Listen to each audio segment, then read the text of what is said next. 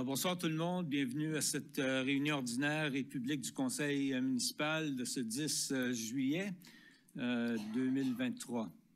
Alors, pour les mots de bienvenue, la Ville de Dieppe reconnaît que la terre sur laquelle elle tient ses activités fait partie du territoire ancestral traditionnel non cédé des Mi'kmaq. Les traités de paix et d'amnistie entre les Mi'kmaq qui ont été élaborés durant le 18e siècle s'appliquent à ce territoire.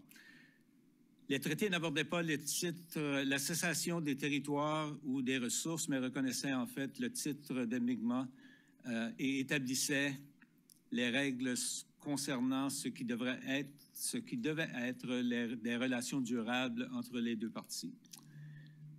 Maintenant, chers collègues, ayons la sérénité d'accepter les choses que nous ne pouvons changer, le courage de changer les choses que l'on peut et la sagesse de connaître la différence.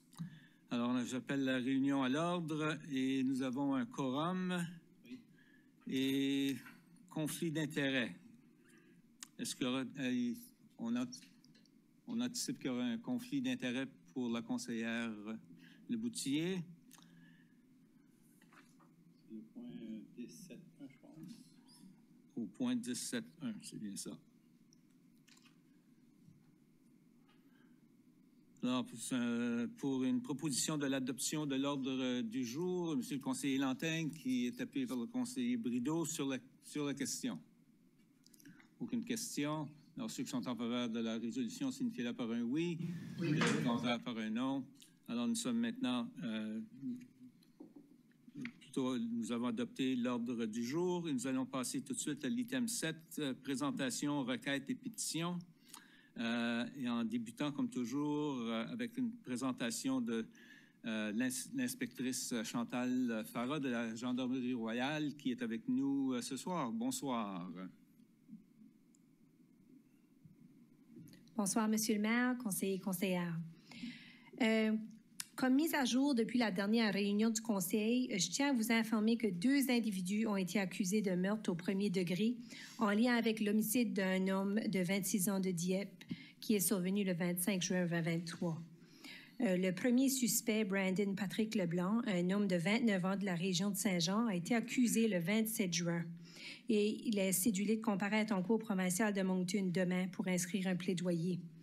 Un peu plus tard, le 5 juillet, les enquêteurs des crimes graves ont arrêté un 2e suspect, Adam Robichaud, un homme de 41 de la région de Saint-Jean. Il fut aussi accusé de meurtre au premier degré. Il a été placé en détention provisoire et on prévoit qu'il va comparaître en cour le 13 juillet pour inscrire un plaidoyer. Comme d'habitude, je lance la balle au public. Si jamais que vous avez des renseignements que vous pensez qu'on n'a pas déjà, vous avez des petits détails qui pourraient peut-être nous aider, s'il vous plaît, toujours communiquer avec la GRC parce que des fois, on a un petit brin d'information puis on ne réalise pas que c'est important. Alors, s'il vous plaît, contactez avec nous ou vous pouvez toujours aller à travers de Échec au crime. Une mise à jour par rapport au côté patrouille, juste pour vous signaler qu'en fin de semaine, c'était une fin de semaine très occupée. Il faisait beau, il faisait chaud, on avait plusieurs touristes, puis on avait des attractions, surtout au niveau de Atlantic Nationals Automobile Extravaganza. Je peux vous dire qu'au niveau des opérations, on était occupés, mais ça s'est quand même très bien passé, puis on avait des bonnes visibilités, puis le public aimait ça nous voir. Du côté de l'équipe tactique provinciale de contrôle de la circulation, on prévoit continuer nos opérations conjointes avec eux autres cet été. Alors, c'est juste un rappel aux automobilistes de respecter le code de la route afin de faire votre part pour nous aider à maintenir une bonne sécurité routière dans nos communautés. Et comme à titre de conclusion, au niveau de police communautaire, juste vous partager une petite initiative qu'on a faite parce qu'il faisait tellement chaud en fin de semaine. On a été capable de s'apprivoiser des bouteilles d'eau pour les gens qui sont plus défavorisés. On s'attendait qu'il y allait y avoir des gens qui allaient être plus à l'appel pour des soins. On avait des patrouilles en vélo, puis dans les sacoches des vélos, c'était plein de bouteilles d'eau. C'était bien apprécié, puis c'était aussi une façon positive pour nous autres d'approcher les gens, vérifier sur eux autres, les encourager d'aller pour de l'abri. Alors, ça termine mon rapport pour ce soir, si vous avez des questions. Merci. Question de la part des membres du Conseil. Aucune question ce soir, alors on va vous libérer un peu plus tôt. Alors, merci encore une fois pour l'information que vous venez nous partager sur une base régulière. Maintenant, au 7.2, présentation sur la politique Z5 pour l'année 2023 concernant les incitatifs visant la construction de logements abordables. Nous avons Charles-Éric Landry, un de nos employés responsables de ce dossier, qui va nous en parler. Ça s'en vient, là. Et voilà. Oui, bonsoir, Monsieur le maire, membre du conseil. Donc, je suis ici pour vous faire la présentation de ce qu'on propose comme politique d'incitatif à la construction de logements abordables, qui serait une nouvelle politique pour la ville de Dieppe.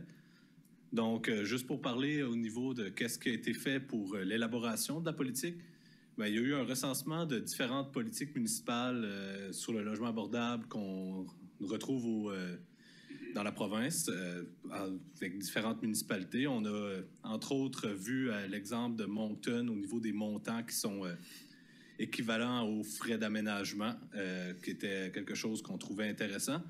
Puis au niveau, par exemple, de Saint-John, où la subvention devenait conditionnelle à la réception de fonds, d'une subvention d'un autre palier de gouvernement, que ce soit au niveau du fédéral ou du provincial, ou des organismes associés comme la SCHL, qui est le principal organisme à ce niveau-là.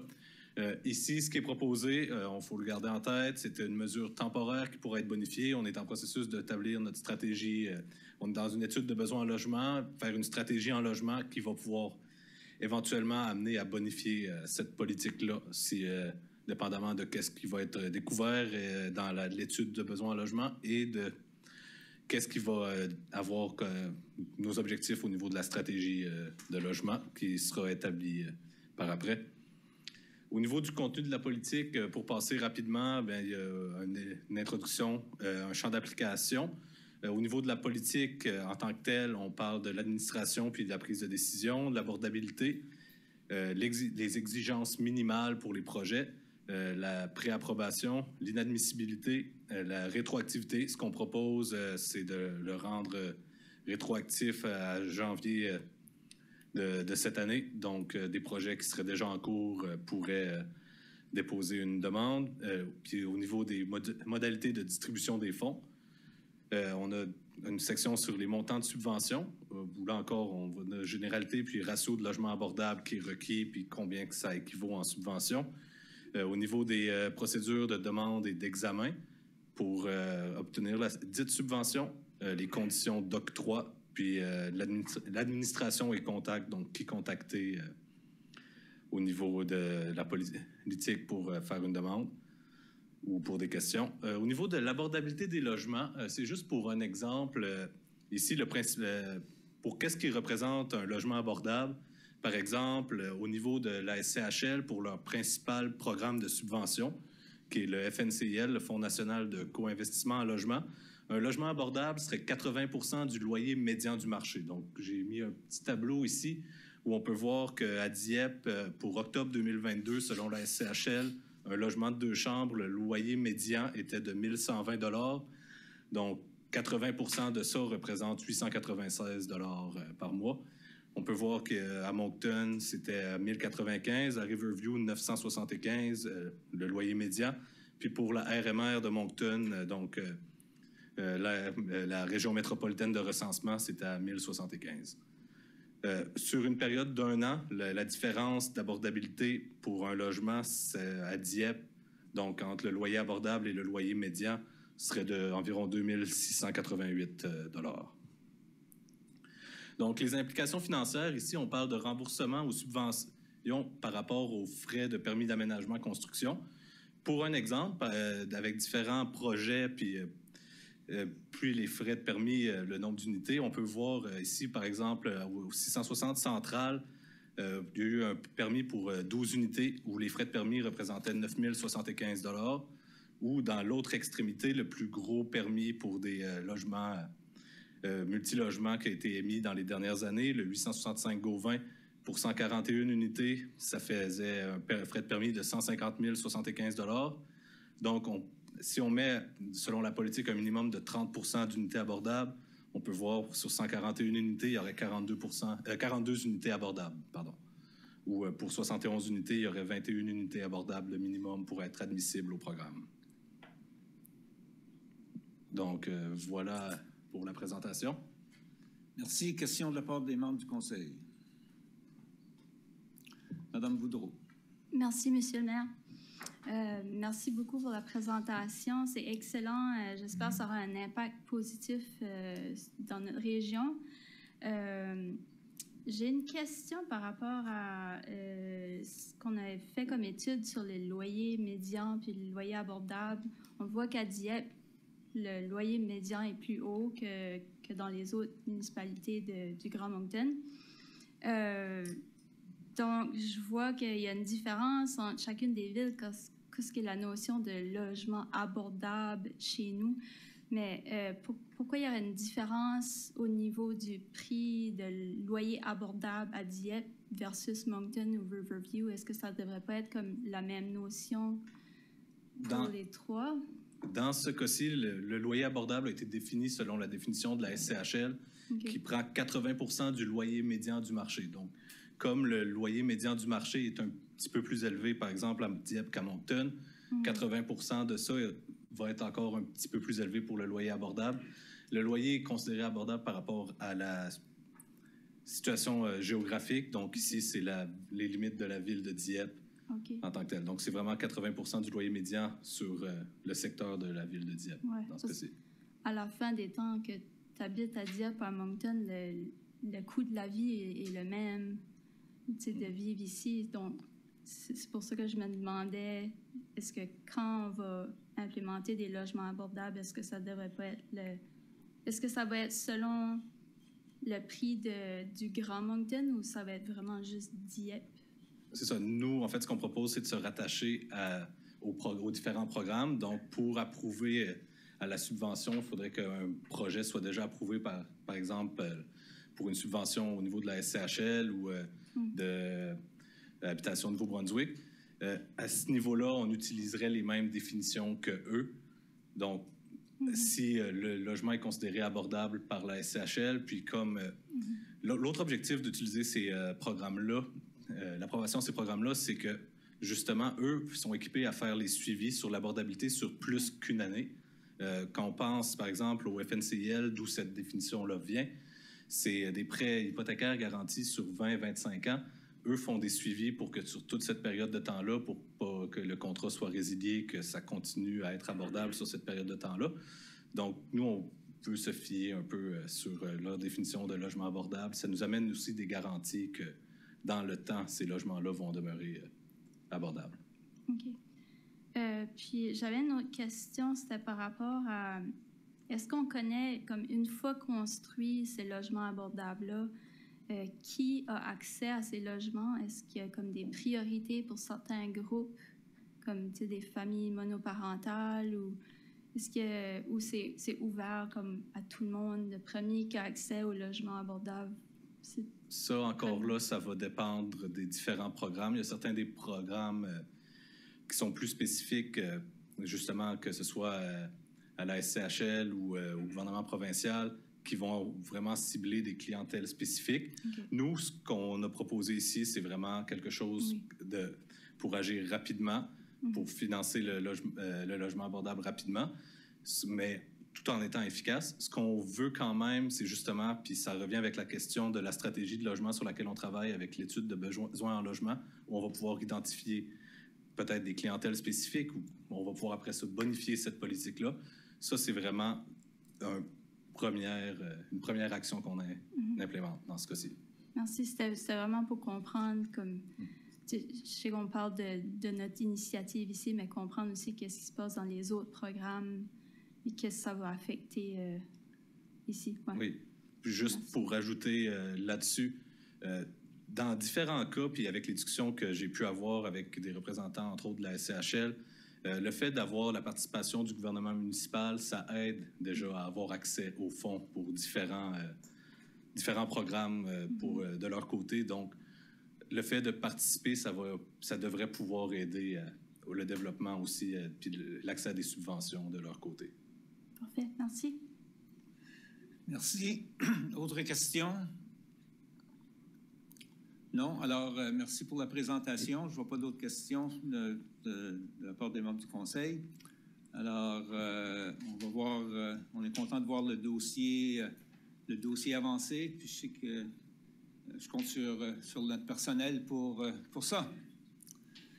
Ça nous amène au prochain item sur une présentation sur le plan modificateur provisoire sur le lotissement de Quest Capital Inc. Présentation de M. Girard, Alexandre Girard. Alors, Monsieur le maire, juste un petit mot de mise en contexte avant que M. Girard fasse la présentation. Alors, suite aux préoccupations soulevées par les membres du Conseil lors de la réunion du 12 juin dernier, le personnel a réévalué le dossier, particulièrement sur 2 points que les membres du Conseil avaient soulevés. Premièrement, sur la question de l'emplacement de la rue Janica et la possibilité d'avoir un sens unique, et celle du terrain d'utilité publique intégré avec un bassin de rétention.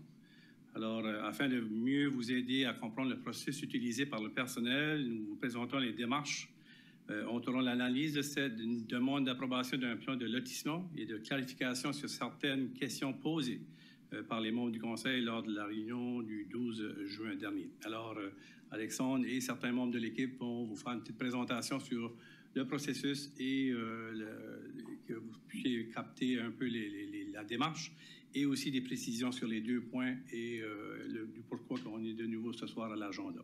Alors, M. Girard. Donc, merci beaucoup, M. le maire, membre du Conseil, et merci à Marc là, pour l'introduction. Donc, comme mentionné par le directeur général, on est ici aujourd'hui pour certains éclaircissements, certaines questions qui avaient été posées aux réunions précédentes et aussi là, pour faire suite à la demande du promoteur là, de faire avancer le dossier à nouveau. Donc, les recommandations du personnel sont basées principalement sur la loi sur l'urbanisme. Donc, la loi sur l'urbanisme, c'est une loi provinciale. Le plan municipal, c'est un arrêté municipal. Les arrêtés de zonage et de lotissement. Et on a ici là, devant vous la diapositive là, de l'arrêté de construction. Donc, effectivement, l'objectif là, de cette diapositive ici, c'est d'avoir un aperçu là, du cadre législatif au niveau provincial et municipal quand on fait affaire avec l'adoption d'un plan de lotissement et aussi de façon subséquente à voir qu'est-ce qui arrive quand que le lotissement est approuvé, mais il y a toujours l'arrêté de zonage qui s'applique, l'arrêté de construction qui s'applique là, une fois qu'on est rendu au niveau de la construction et l'aménagement physique du développement. Donc, ici, on a une carte qui découle du plan municipal. Donc, encore là, on parle d'un arrêté municipal qui est adopté là, par le conseil municipal. C'est une carte, la carte d'affectation du sol qui est annexée au plan municipal. Et l'objectif principal de cette carte-ci, c'est d'illustrer la localisation du type d'affectation du sol. Donc, de façon générale, comme vous avez devant vous, qu'est-ce qui est illustré en jaune, c'est résidentiel. Et puis, je vais essayer d'utiliser mon curseur. Donc, il est ici, résidentiel, et puis en rouge, on a un endroit qui longe le boulevard Dieppe, qui est commercial mixte, qu'on encourage une mixité d'usage. Et en bleu, ce sont des aménagements intégrés. Donc, aménagement intégré, encore là, c'est des propositions particulières là, qui ont été traitées individuellement par le conseil dans le passé. Mais ici, là, vraiment, l'objectif, là, c'est de regarder au secteur qui est localisé entre le boulevard Dieppe et le chemin Keith et au sud de la Bouchard. Une autre carte qui est annexée au plan municipal, c'est la carte conceptuelle des routes collectrices futures du plan municipal. Donc, je vais porter votre attention ici sur où est mon curseur. Désolé. Donc, ici, vous avez en rouge une route collectrice qui est proposée dans le plan municipal. C'est une carte qui est conceptuelle. On propose à travers de cette carte-ci la localisation de façon conceptuelle à voir où est-ce qu'il y a une connectivité avec une route collectrice qui se fait entre le chemin Keith et le boulevard Dieppe, et la même chose avec l'extension de l'avenue Murray. Un autre outil important, c'est la carte de zonage. La carte de zonage découle de l'arrêté de zonage, et puis la carte de zonage est informée, est inspirée du plan municipal. Donc, le secteur, de façon générale, est zoné R4. Donc, le terrain ou les terrains en question du plan de lotissement est zoné R4. Où est-ce que, et puis aussi, est zoné en partie CM. Donc, qu'est-ce que ça veut dire ici? C'est que quand que l'affectation a été désignée à résidentiel et commercial, et quand que le zonage a été assigné pour ces terrains en particulier, on prévoyait qu'il allait avoir un certain niveau de densité sur le terrain basé sur les exigences, les dispositions de l'arrêté de zonage. Donc, le plan de lotissement provisoire qui est proposé, que vous avez devant vous, donc un élément qui est important à comprendre ici aujourd'hui, c'est qu'il n'y a eu aucun changement de proposé au plan de lotissement que vous avez devant vous depuis le début de ce processus ici. Là. Donc, essentiellement, là, le plan de lotissement qui a été débattu aux réunions précédentes, c'est effectivement le même plan qui est représenté de nouveau. Les éléments du terrain d'utilité publique, les éléments des chemins proposés, de l'emplacement proposé ne changent pas. Mais c'est qu'avec un peu de contexte aux questions qui avaient été dirigées au personnel, qu'on espère d'apporter certains niveaux d'éclaircissement. Donc ici, une note là, que j'ai sur la diapositive, c'est que le plan de lotissement créant une rue publique et un terrain d'utilité publique est une première étape vers la réalisation d'un projet de développement. Un plan de lotissement n'est pas un plan conceptuel, n'est pas un plan de site, n'est pas un plan d'aménagement paysager ou un plan de drainage. Le plan de lotissement est un document formel préparé par un arpenteur géomètre agréé conformément aux exigences de la loi sur l'urbanisme, des arrêtés de lotissement et de zonage pour permettre la subdivision ordonnée de terrain.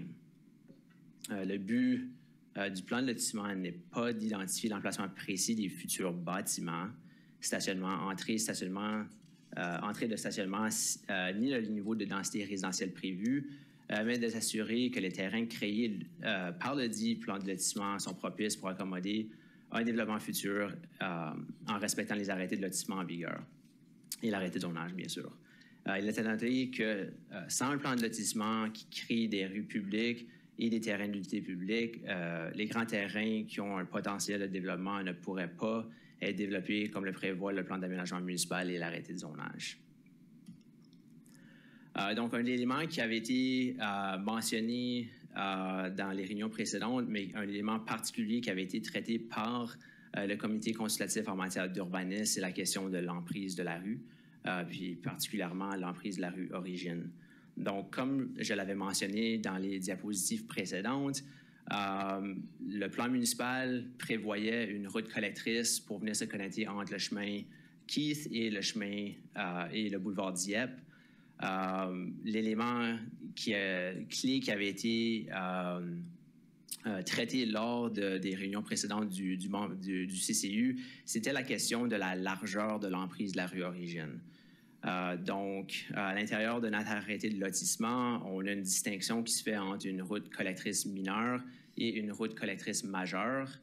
Étant donné qu'on se retrouvait ici un peu entre les deux, d'avoir la nécessité d'avoir une route collectrice mineure et majeure, l'idée était d'amener le niveau d'infrastructure municipale à l'intérieur de l'emprise de la rue au standard de route collectrice majeure, mais sans nécessairement avoir la nécessité d'avoir l'emprise de rue. Donc, comme vous pouvez voir avec la coupe transversale que vous avez devant vous, on accommode toutes les infrastructures municipales qui est nécessaire, incluant un trottoir, incluant un sentier multifonctionnel, ainsi que la chaussée la section où ce que les voitures vont rouler demeure le même à 10,6 mètres de largeur. Donc, on n'a aucune dérogation par rapport à la surface roulable là, ici.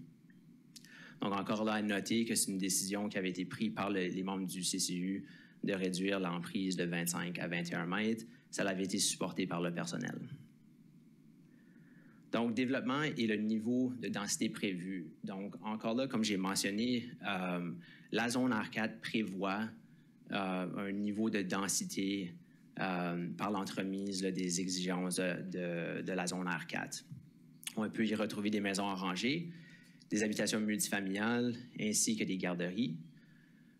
Encore là, impact sur la direction et la faisabilité d'un projet proposé. Donc, qu'est-ce qui arrive ici, c'est que dans le processus de lotissement, il y a plusieurs choses qui peuvent quand même changer par rapport à un développement. Donc, c'est important de prendre quand même en compte les particularités du terrain, donc la topographie, conditions du sol, le drainage et conditions du marché. Donc, c'est la raison que le plan de lotissement nécessite un certain niveau d'information et par le fait même, il y a techniquement un niveau d'information qui est transigé à des séquences substantielles quand ça vient au permis d'aménagement, permis de construction. Donc, la diapositive que vous avez devant vous a comme but d'illustrer tous les composants de l'arrêté de zonage et plus particulièrement les dispositions à l'intérieur de la zone R4 qui a un impact sur la densité d'un développement proposé à l'intérieur de la zone R4. Donc, qu'est-ce qui peut avoir un impact sur la densité? Mais c'est certainement les exigences qui vont limiter la hauteur d'un bâtiment, le retrait de bâtiment qui est exigé, les zones tampons qui sont exigées, les espaces d'agrément aussi qui sont exigés. Donc, tout ça vient en sorte d'affecter effectivement la densité du secteur. Ici, on l'a ici en format tableau où est-ce qu'on amène une certaine précision. Donc, comme vous pouvez voir ici, quand on crée un lot à l'intérieur de la zone R4 pour des fins d'habitation multifamiliale, par exemple, on a une exigence que le lot doit avoir un minimum de 750 mètres carrés, plus 50 mètres carrés par unité pour chaque unité de logement, supérieure à 3 pour une habitation multifamiliale. Donc, encore là, hauteur de bâtiment maximale, c'est 20 mètres. Retrait de bâtiment, donc ça va varier par rapport à la cour. Si le bâtiment fait face à une cour avant, une cour latérale. Espace d'agrément, encore là, on exige un montant minimal d'espace qui soit dédié à chaque fois qu'on crée un logement à l'intérieur d'une habitation multifamiliale. Donc, c'est de l'espace physique là, qui doit être dédié sur le site en question pour rencontrer cette exigence-là, les stationnements requis et puis le coefficient du lot. Donc, ici, on a une diapositive là, qui illustre de façon quand même conceptuelle la forme urbaine là, qui est préconisée à l'intérieur de la zone R4. On parle ici d'une hauteur maximale d'environ, l'hauteur maximale de 20 mètres, ça peut représenter environ 6 étages. On peut avoir aussi des maisons en rangée, mais on ne parle pas là, de bâtiments là, qui excèdent 20 mètres ou qui excèdent environ 6 étages. Donc, l'objectif de la diapositive là, que vous avez devant vous ici a pour but de peut-être donner un aperçu global, conceptuel du montant de densité qui pourrait peut-être être prévu sur le site en question et plus particulièrement sur les lots qui sont proposés. Donc, on parle ici de la diapositive lot AB CDE qui correspond au lot 23-1000 jusqu'à 23-1004, la numérotation là, que vous avez là, dans le plan de lotissement. Donc, avec le calcul préliminaire qu'on a fait, on peut prévoir qu'il pourrait potentiellement avoir environ 1359 logements. Mais encore là, il faut prendre en considération qu'une fois qu'on prend en considération tous les autres critères, la hauteur des bâtiments, les retraits de bâtiments, les espaces d'agrément qui sont proposés, tout ça va faire en sorte que le niveau de densité ne va pas se rendre à 1359. Donc, c'est là où est-ce que la question là, une fois qu'on est rendu à l'étape d'avoir des plans de site, des plans plus concrets pour faire des analyses, on aura certainement un meilleur aperçu du niveau de densité. Mais ici, quand même, ça nous donne quand même une aperçu là, global là, du niveau de densité qu'on pourrait anticiper dans le secteur. Donc, la diapositive ici met en contexte la localisation du terrain d'utilité publique qui est proposé non seulement par rapport au site en question, mais par rapport au secteur en question. Donc, la localisation, la forme que le terrain d'utilité publique prend a été localisé, a été choisi basé sur des discussions avec le promoteur, mais en même temps par rapport à sa localité, par rapport à sa centralité du secteur. Donc, comme on peut voir ici, on a accès sur le chemin Keith et aussi sur la nouvelle rue proposée qui est la rue Origine. Donc, les facteurs pour les choix d'emplacement du terrain d'utilité publique. Donc, c'est selon le personnel. Ici, on voit que c'est bénéfique pour l'ensemble de la municipalité. Les dimensions du terrain d'utilité publique allouent une certaine flexibilité au personnel et aussi à la municipalité à voir avec la maturité du projet, à voir physiquement qu'est-ce que le terrain d'utilité publique va être développé basé sur différents scénarios démographiques, etc. Donc, si on prend juste une lisière ou si on prendrait juste un carré, à un moment donné, ça nous limitait la flexibilité. Ici, la dimension, la forme, l'accès à l'origine, l'accès au chemin Keith nous donne un niveau de flexibilité. Ici, on regarde encore là avoir une façade sur rue publique, le chemin Keith et la nouvelle rue Origine. Développement potentiel des terrains adjacents. Donc ici, on a des terrains qui sont vacants au sud du terrain d'utilité publique en question. Donc ces terrains-là, basés sur encore là le zonage qui est déjà assigné à ces terrains-là, on peut anticiper qu'il va y avoir une forme de développement là qui vont prendre place dans le futur. Donc ça laisse quand même une opportunité ici de créer le lien si le besoin et la nécessité est là.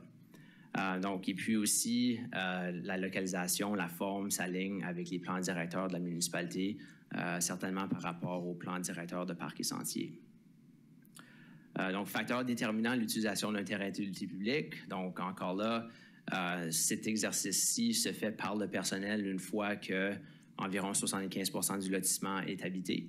Encore là, avec des études démographiques qui sont faites, ça donne une meilleure perspective du type de mobilier qui serait localisé à l'intérieur d'un parc ou d'un espace public. C'est sûr que si la démographie est plus jeune, c'est sûr que ça va ajuster le niveau d'infrastructure que la municipalité va désirer amener spécifiquement au site.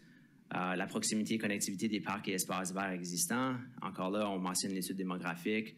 Donc, tout ça se fait aussi avec une consultation publique.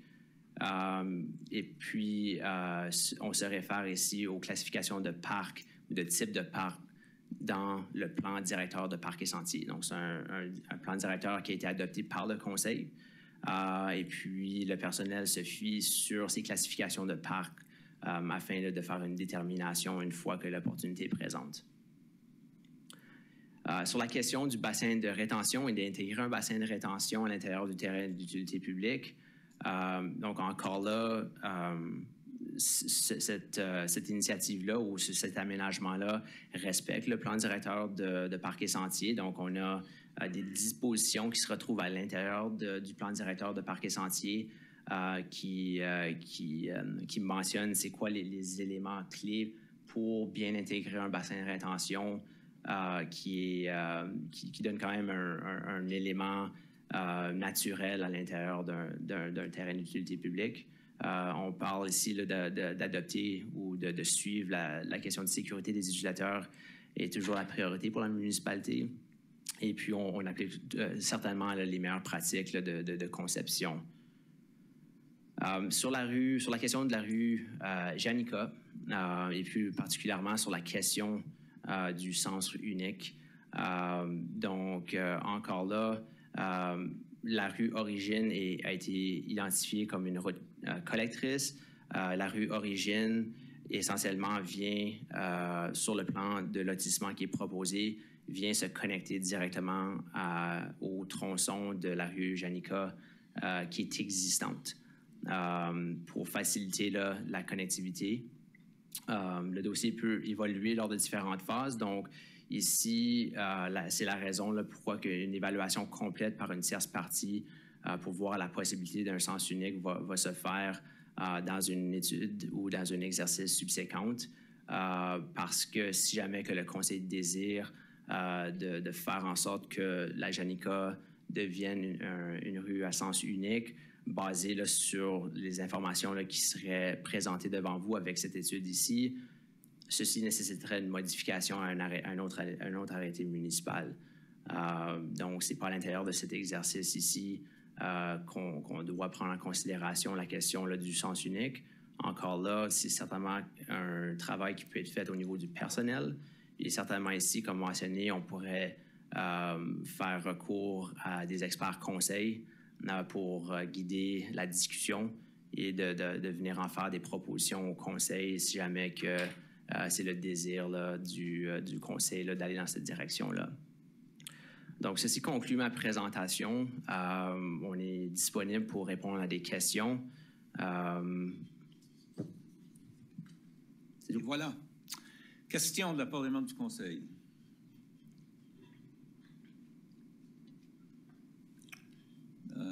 Madame Boudreau. Merci, Monsieur le maire. Est-ce que c'est préférable qu'on pose les questions maintenant ou qu'on attend plus tard dans la réunion quand ça revient? Je pense qu'on est là maintenant. C'est mieux là? OK. Oui. OK.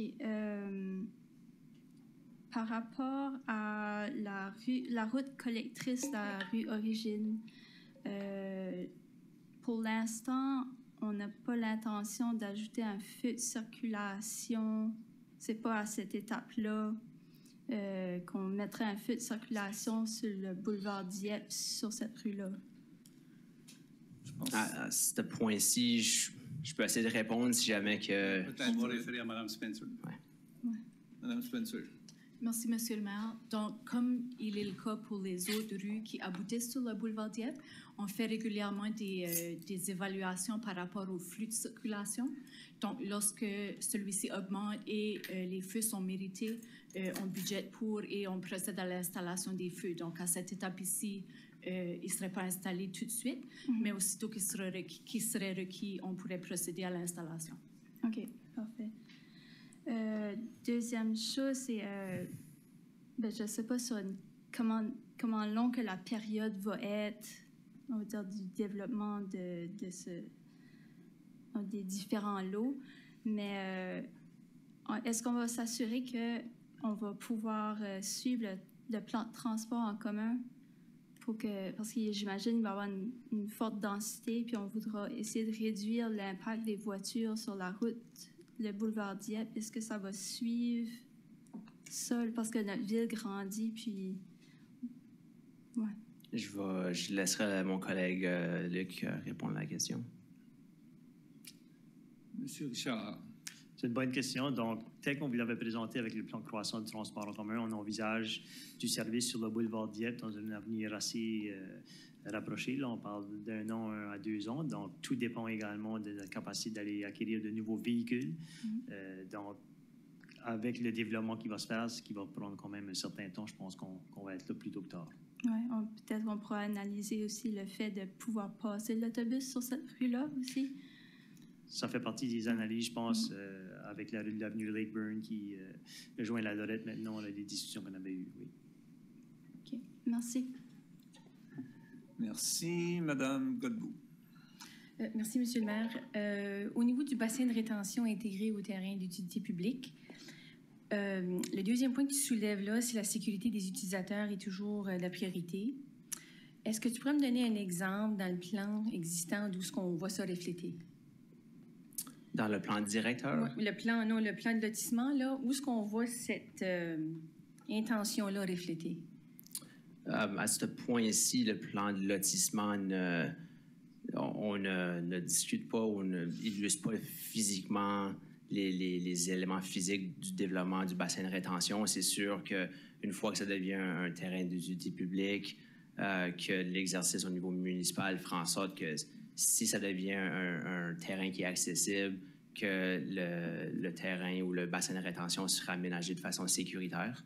À ce niveau ici, encore là, l'intention du plan de lotissement n'est pas d'illustrer ce genre de niveau d'information-là, mais c'est sûr qu'avec l'objectif de l'acquérir à titre de terrain d'utilité publique, si jamais le conseil le désire, que là, à ce niveau-là, l'exercice au niveau de la municipalité, au niveau du personnel de la municipalité, fera en sorte que si c'est le cas, mais là, les mesures de sécurité seraient prises en considération. OK. Deuxième question. Quand on regarde applique les meilleures pratiques de conception, est-ce que un bassin de rétention intégré dans un terrain d'utilité publique fait partie des meilleures pratiques dans la planification municipale?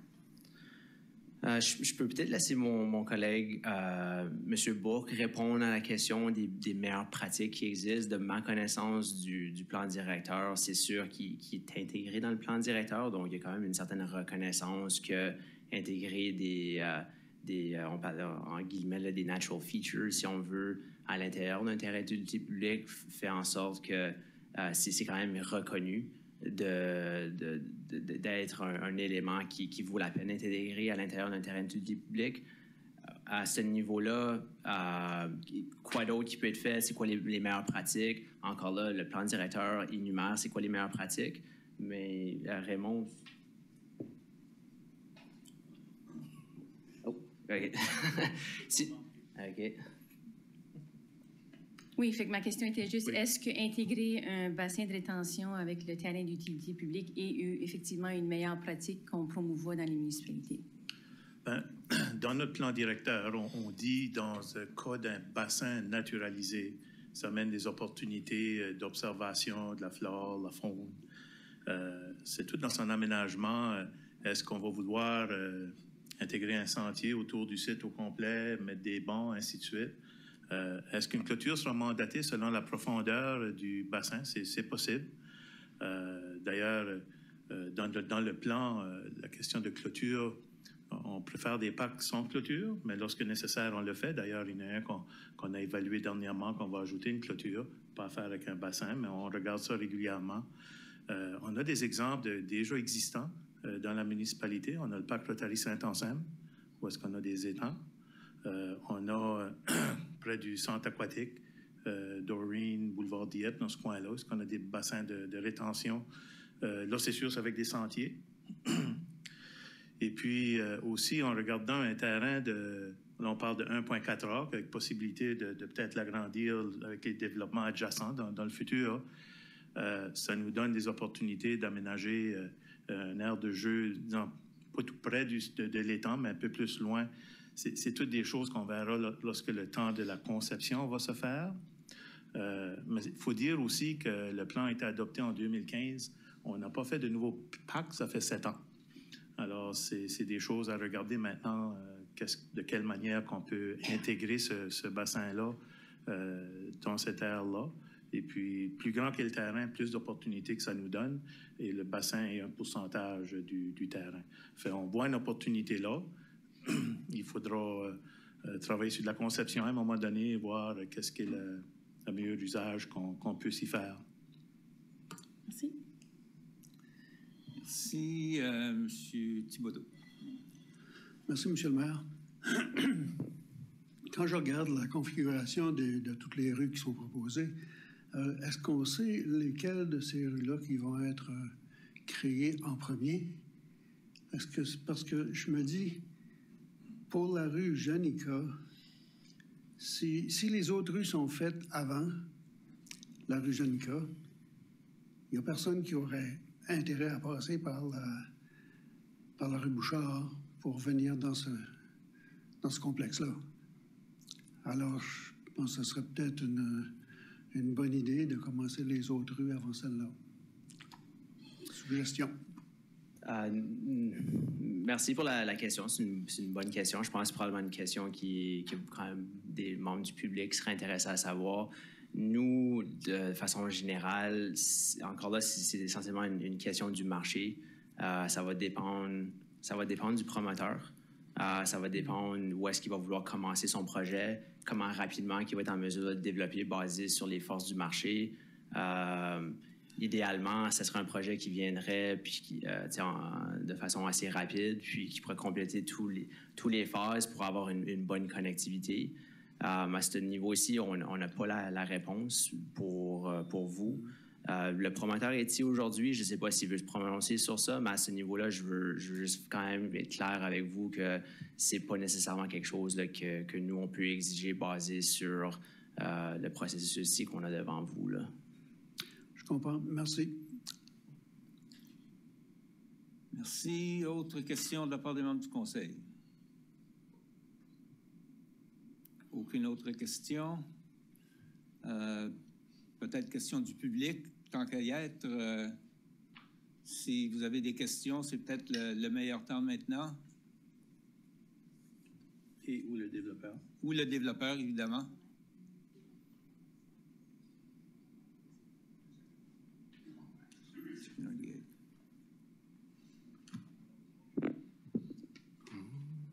Bonsoir, Monsieur le maire. Je suis directeur général, conseillère, tout le monde qui est présent ce soir. Merci de nous recevoir. Donc, j'ai quelques questions.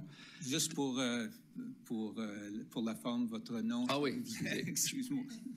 Je m'appelle Stéphane Brooks. C'est moi le tenant dans les réunions les dernières quelques mois. C'est ça. Je suis citoyen de Dieppe et je suis concerné de cette réunion. Donc, premièrement, j'avais une question. Je vais peut-être m'adresser à M. Mélenchon, mais n'importe qui veut répondre par rapport à la ville. C'est quoi la définition de tabler une motion? Quand on avait eu les choix l'autre soir d'accepter, c'est quoi tabler? La question de tabler, c'est que la décision peut être repoussée ou est-ce que la décision, selon la forme de qu'est-ce qui est tablé? OK. Puis c'est quoi la définition d'abord de quand une motion est défaite? Ça veut dire quoi, au juste? Que la résolution n'est pas adoptée le soir même telle qu'elle a été présentée ou l'information qui était demandée. OK. Donc, pourquoi on est ici ce soir? Vous allez comprendre ce que je veux dire, mais 2 mois passés, on a eu une réunion puis la demande des conseillers était de tabler la matière. On a dit, on a besoin de plus d'informations. On ne va pas décider ce soir, donc on va reprendre un mois plus tard. Un mois plus tard, au 12 juin, qu'est-ce qu'a été le vote des conseillers? C'est une question? Oui. Oh, excuse. Le vote était que le Conseil n'adoptait pas la résolution telle qu'elle a été présentée. Et suite à cette résolution-là aussi, le Conseil a demandé des précisions, comme on vous le présente ce soir aux membres du Conseil, et le public est invité à recevoir cette même information-là. Alors, ce soir, le personnel a fait une présentation sur la question de la rue, Janica, et sur la question du sens unique, et sur la question du terrain d'utilité publique, et avec un aménagement de bassin d'attention qui a été intégré au terrain. Alors, c'est sur ces informations-là qu'on présente au Conseil la révision, la perspective des employés pour que le Conseil puisse maintenant prendre une décision éclairée sur ces questions qui ont été posées le 12 juin dernier. Donc, je comprends ça. Je veux dire, dans le fond, dans ma tête, que je comprends mal, mais ça aurait été encore, si qu'on table une motion, on arrive, on demande pour d'autres informations, puis ensuite, on vote à nouveau. Ils n'ont pas demandé de le tabler. Ce n'était pas le vote d'il y a 1 mois. Vous avez, honnêtement, cette présentation ici aurait dû être 1 mois passé. Parce que après la présentation des 2 bords, de notre bord et de Quest, oui, ils ont expliqué pourquoi ils ont rejeté. Le Conseil a expliqué leurs inquiétudes, qu'il n'y aurait pas assez ci, ça, mais finalement, selon ce que j'avais compris, la motion était rejetée à l'unanimité, qui veut dire que représenter la même motion avec des clarifications sur le processus, c'est quand même illuminant. Je ne dis pas que ça n'a aucune valeur, de comprendre le processus qui a emporté le plan, comment il est venu à être dessiné comme qu'ils l'ont fait. Mais il n'y a aucune nouvelle information ici. Je veux dire, autre que, OK, j'apprécie savoir que c'est 1300 unités. On n'avait pas été confirmé. Ça, c'était un chiffre approximatif de votre part. Puis je comprends que c'est un estimé. Mais à la fin de la journée, je veux dire, je ne vais pas recommencer ma présentation d'il y a 1 mois, mais on a les mêmes points pour soulever que la fermeture de la rue Janica était demandée par les citoyens et les conseils avaient compris pourquoi et avaient appuyé la fermeture, pas un sens unique. Ça, c'était une des choses qui avait été présentée comme alternative peut-être, worst case. Mais on demandait de le fermer. Puis le LPP aussi, sur l'arrêté Z3, je pense, je ne me trompe pas. Je n'ai pas ma présentation devant moi, qui prouvait que le LPP peut être utilisé pour séparer les zones, les différents zonages. La présentation sur le R4, c'est intéressant. On n'a jamais disputé le R4. Pas une fois. On n'a pas dit « j'aimerais hein? », mais c'est pas ça qui est le débat. On sait que c'est zoné high density. On n'est pas ici pour empêcher les choses. Ce qu'on avait demandé et ce que le Conseil avait appuyé, c'était de bloquer ce plan comme il est là. Donc, ma question, j'ai une autre question pour M. Girard peut-être, ou le CCU. Est-ce que le plan actuel, ayant vu la logique, je comprends votre logique de pourquoi, c'est quand même pensé, là, je sais que vous n'avez pas fait ça un après-midi sur un napkin. Est-ce que c'est le seul plan possible qui peut satisfaire les exigences de l'ingénierie de la ville? Est-ce qu'il n'y a aucune autre façon de faire un plan autre que celui qui est présenté ce soir? Ou de le modifier? Sur la question, est-ce que c'est le seul plan? Non. Il y a eu, d'après moi, il y a eu plusieurs itérations de plans. Quand ça vient à la question de localiser une rue publique comme la rue Origine ou la rue Janica, mais techniquement, il y a une connectivité naturelle qui va se faire parce que la Janica est déjà existante. Donc, à ce niveau-là, d'après moi, la Janica peut quand même s'expliquer physiquement sur un plan de lotissement. Par rapport à la localisation de la rue Origine, mais d'après moi ici, ça vient en sorte que, comme je l'ai montré sur le plan conceptuel de la carte des routes collectrices conceptuelles, il y a quand même une connectivité qui se fait entre le chemin Keith et le boulevard Dieppe. Mais il y a aussi un élément, d'après moi, qui est important à prendre en considération, c'est que le promoteur, lui, fonctionne avec ses limites de propriété aussi. Donc, quand ça vient à localiser une rue physiquement sur sa propriété, mais lui doit quand même faire en sorte qu'il y a une opportunité quand même de développer des deux côtés de la rue. Donc, ça a un impact par rapport à comment proche qu'il va être d'une ligne de propriété versus un autre. À ce niveau ici, nous autres, qu'est-ce qu'on a comme outil de travail ou qu'est-ce qui nous a été présenté? C'est le plan de lotissement qui est devant vous. Le personnel n'a pas nécessairement un rôle ici essentiellement de dire que la rue doit être plus genre au nord ou au sud si les éléments quand même semblent rencontrer l'intention du plan municipal puis de l'arrêté de lotissement. Là. Donc, dans le fond, tout ce qu'on vous demande, c'est de faire un nouveau dessin. C'est du papier pour l'instant. On n'a pas demandé de rezoner. On demande de faire un nouveau dessin parce que là, essentiellement, vous avez fait un processus, vous avez dessiné le lotissement, vous l'avez présenté. Ensuite, les citoyens se sont levés pour montrer leur objection à certains éléments. Puis le conseil a voté de supporter les citoyens dans leurs inquiétudes pour faire un autre dessin. Puis là, on est ici ce soir avec le même dessin. Donc, tu sais, je me sens comme si c'est pas si difficile de comprendre que tout ce qu'on a besoin de faire, comme la Janica, ça leur donne plus de place, OK? Le chef pompier, j'ai réécouté la vidéo, avait dit qu'il ne s'opposait pas qu'elle soit ou qu'elle ne soit pas là. Là, il y avait des ingénieurs de rue qui ont dit « wow, on a besoin ». Mais tout ce que je dis, c'est au niveau de le développeur, lui, il veut que ça... Je ne veux pas parler pour lui, mais l'impression que je peux penser, c'est que pour eux, évidemment, ils veulent que ça passe plus vite. C'est perdre du temps, c'est pas bon pour eux. Mais un plan sans la Janica leur donne plus de terrain. Cet espace-là est maintenant disponible pour faire... il n'y a pas les setbacks à respecter. Donc, oui, elle était là. La Janica est là depuis longtemps. Mais dans le fond, c'est correct de changer d'idée. C'est ça que j'essaie de comprendre pourquoi on est encore ici ce soir. On vous a dit les gens ont voté clairement, puis c'était à l'unanimité. Je veux dire, c'est reporté dans les médias pour une raison, parce que les gens vous demandent de juste changer, juste faire un changement. C'est correct. Ça ne veut pas dire que la job a été mal faite au début, Mais tout le monde peut, je pense que ça démontre une sagesse. Quand on se fait présenter de la nouvelle information, on peut réagir de deux façons. On peut soit devenir défensif puis dire « wow, wow, wow, je fais ça parce que je sais ce que je fais », ou de peut-être prendre ces mots-là puis dire « ah, finalement, on va écouter l'avis des autres ». Donc, écoutez, je me sens comme si je me répète, mais c'est parce que cette présentation est une répétition du 12 juin avec quelques petits éclaircissements. Mais finalement, c'est ça. Il n'y a pas eu beaucoup de nouvelles informations. Les citoyens vous demandent de voter encore. À un moment donné, un processus démocratique, c'est de respecter le vote, peu importe si c'est le vote que vous voulez. Hein? Est-ce que, moi, si le vote aurait été un oui pour approuver le lot un mois passé, puis nous autres, on aurait demandé de retourner sur le vote derrière, est-ce que j'aurais eu cette chance? On ne le sait jamais. On ne le saura pas, mais je doute fortement que si ça aurait été oui, puis on aurait dit, mais pourriez-vous pas faire quelque chose? Ça aurait été, garde, les conseillers ont voté en faveur.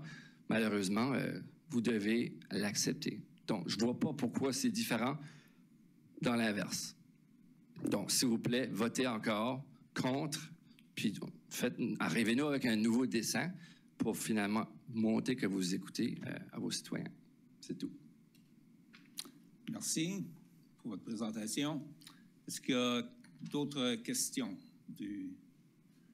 Quelque chose de nouveau? Bonsoir. Bonsoir. Mon nom est Julie Lanquier. J'avais une question concernant le plan côté commercial versus résidentiel. J'aurais aimé beaucoup un overlap entre les deux maps que tu avais du quartier, où étaient les blocs, puis où était la section commerciale.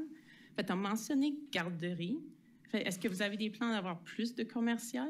Je pense qu'il y a une des grosses bâtisses qui serait comme dans cette zone-là. M. Girard. Donc, je pense ici, c'est quand même important de clarifier, ce n'est pas la municipalité là, ou le personnel qui est derrière le projet. C'est le promoteur privé là, qui amène un projet de lotissement. Donc, quand ça vient à la question de est-ce que la municipalité a l'intention d'avoir des garderies à ce niveau-ci, c'est par rapport à qu'est-ce qui serait permis sur le terrain en question. Donc, le zonage permet soit un usage X ou Y. Effectivement, c'est les outils réglementaires là, qui viennent encadrer le développement sur un terrain.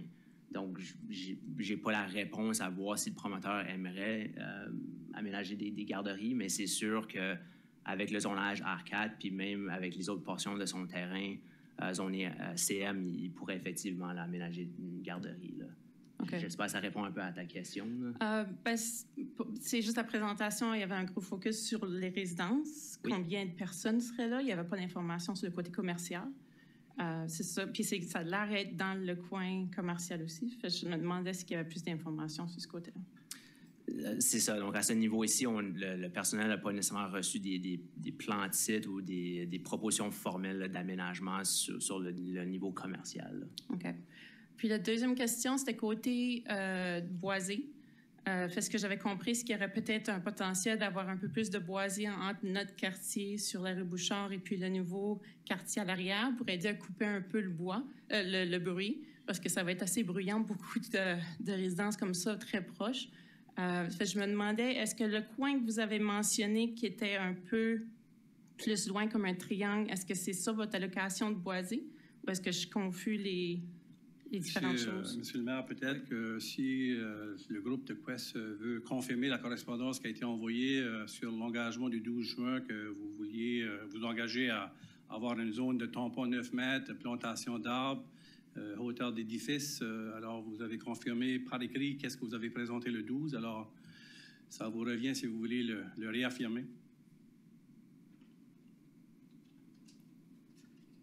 C'est que je peux confirmer, dans le fond, que ce qui a été présenté, mentionné au dernier conseil a été écrit puis envoyé directement au bureau du maire qui suggère là, la zone tampon de 9 mètres adjacent à la ligne de propriété mitoyenne pour justement là, faire la replantation d'arbres puis garder une zone tampon pour limiter le bruit puis évidemment garder un petit peu de privacy, là, si on peut dire, dans la backyard des deux côtés.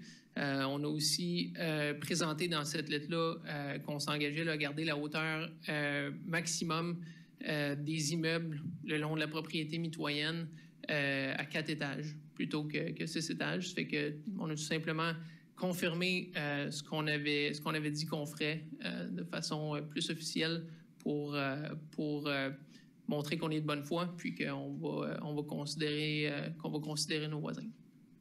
Merci. OK, merci. Je n'étais pas certaine si le triangle vert était remplacé, mais ça doit être autre chose. Okay. Ça, c'est le terrain d'utilité publique, parce que ça va être un parc, un espace vert pour jeux ou jeux passifs ou terrain de jeu. Parfait, OK. Puis pour Janica, c'était le plan originaire de M. Bouchard. Puis M. Bouchard, ses plans ont changé. Ce serait correct de changer les plans pour Janica ici, pour un nouveau projet. J'ai un beau petit bonhomme de 4 ans, puis même si c'est un sens unique, les gens coupent pareil pour couper le trafic, pour se rendre plus vite. Ça serait utilisé beaucoup, même si ils n'habitent pas sur la rue. C'est juste pour santé et sécurité pour mon petit bonhomme. Okay. Merci. Merci. Autre... Peut-être si je peux ajouter, là, je pense que c'est important, parce que là, ça s'en va un peu dans toutes les directions, là, mais je pense que le focus est sur le plan de subdivision ici ce soir. Je pense que j'ai rementionné l'offre qu'on a faite au dernier conseil. Mais nous autres, en tant que développeurs, là, je pense que c'est pas aussi facile et évident de dire, OK, c'est juste des dessins, on change les dessins. Là. Il y a 1 an et demi, 2 ans de travail en arrière de ces plans-là. Il y a des recommandations qui nous ont été faites de la Ville, qui sont représentées dans ce plan-là aussi. C'est un travail conjoint. C'est pas le promoteur, c'est pas la Ville, c'est tout le monde ensemble à trouver quels sont les meilleurs emplacements pour la rue, pour le LPP, ces choses-là. Ça fait que je pense qu'il faut que ce soit considéré qu'on a acheté un lot qui est zoné R4, on démontre qu'on est de bonne foi, on veut travailler avec nos voisins, on a fait nos devoirs, ça fait plusieurs mois, même des années qu'on travaille sur ce projet-là. C'est pas aussi simple que de dire, OK, on retourne aux drawing boards puis on essaie des choses. Là. Il y a beaucoup de choses qui ont été prises en compte. Je pense que ça vous a été présenté. De notre côté, c'est là-dessus qu'on va pousser. On a fait nos devoirs, on est confiant de notre plan, puis on est confiant qu'on va être des bons voisins, puis qu'on va grandir ensemble à travers le processus qui est suggéré par la Ville.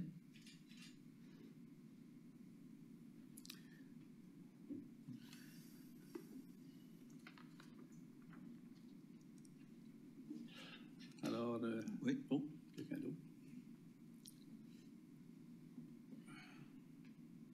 Donc, pour les fins d'exercice, Paul Landry sur la Bouchard. J'avais préambule et question, et suivant ce que M. Comtois vient de mentionner. Donc, ça, c'est de l'information qui est nouvelle dans le sens qu'on comprend qu'il y a une correspondance qui a été envoyée aux membres du Conseil pour confirmer l'engagement de Quest. Je vais juste vous lire, puis la question suivra. La question sera adressée au personnel. Sous la loi sur l'urbanisme, l'article 131, paragraphe 1, si c'est peut-être le temps de prendre des notes, entente conclue avec un promoteur.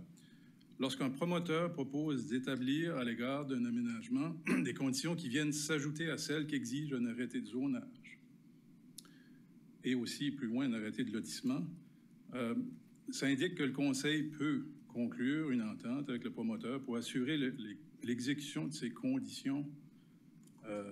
Donc, c'est une entente qui est enregistrée contre le titre. Ce n'est pas un rezonage conditionnel, mais quand un promoteur propose de lui-même, de ce que je comprends, c'est ce qui a été fait verbalement le 12 juin et ensuite à l'écrit. Le Conseil peut conclure avec le promoteur une entente qui sera enregistrée sur le titre pour s'assurer que ces conditions-là seront respectées par le promoteur qui fait la proposition et aussi, si jamais que le promoteur actuel vend le terrain, on s'assure à ce moment-là que les successeurs en titre vont respecter le fait que malgré que le zonage permet jusqu'à 20 mètres, 16 étages, 6 étages, que la zone entre l'origine et la Bouchard sera des édifices au maximum de 4 étages et qu'il y aura un 9 mètres additionnel ou un 9 mètres de prévu en termes de zone tampon. Donc, la question, c'est est-ce que le conseil ou est-ce que le personnel a considéré cet outil-là dans ses recommandations au Conseil? Alors, ceci, c'est une étape subséquente. Alors, ce soir, on est demandé au Conseil de prendre une décision sur la rue publique et le terrain d'utilité publique. Lorsqu'un entente de lotissement prendra sa forme, on va s'assurer que qu'est-ce que les composants de la correspondance reçue font partie intégrale de l'entente de développement. Et à préciser qu'on sort vraiment d'une entente habituelle de Subdivision Development Agreement. C'est de quoi de très spécifique qui se retrouve dans les derniers articles de la loi sur l'urbanisme. Si jamais que, tant pis, je ne veux pas jeter personne sous l'autobus, là, mais étant donné que Quest vous a par écrit indiqué cette intention, et ça reflète les discussions qu'on avait eues avec M. Comtois quelques mois passés ou quelques semaines passées. Certains des représentants des gens de Bouchard avaient eu les discussions, ça reflète ce qu'on avait discuté, et je suis content d'entendre que ça a été aussi mis par écrit, mais comme qu'on dit, les paroles s'envolent, les écrits restent. C'est peut-être une opportunité à considérer l'outil. Merci. Merci. Quelqu'un d'autre?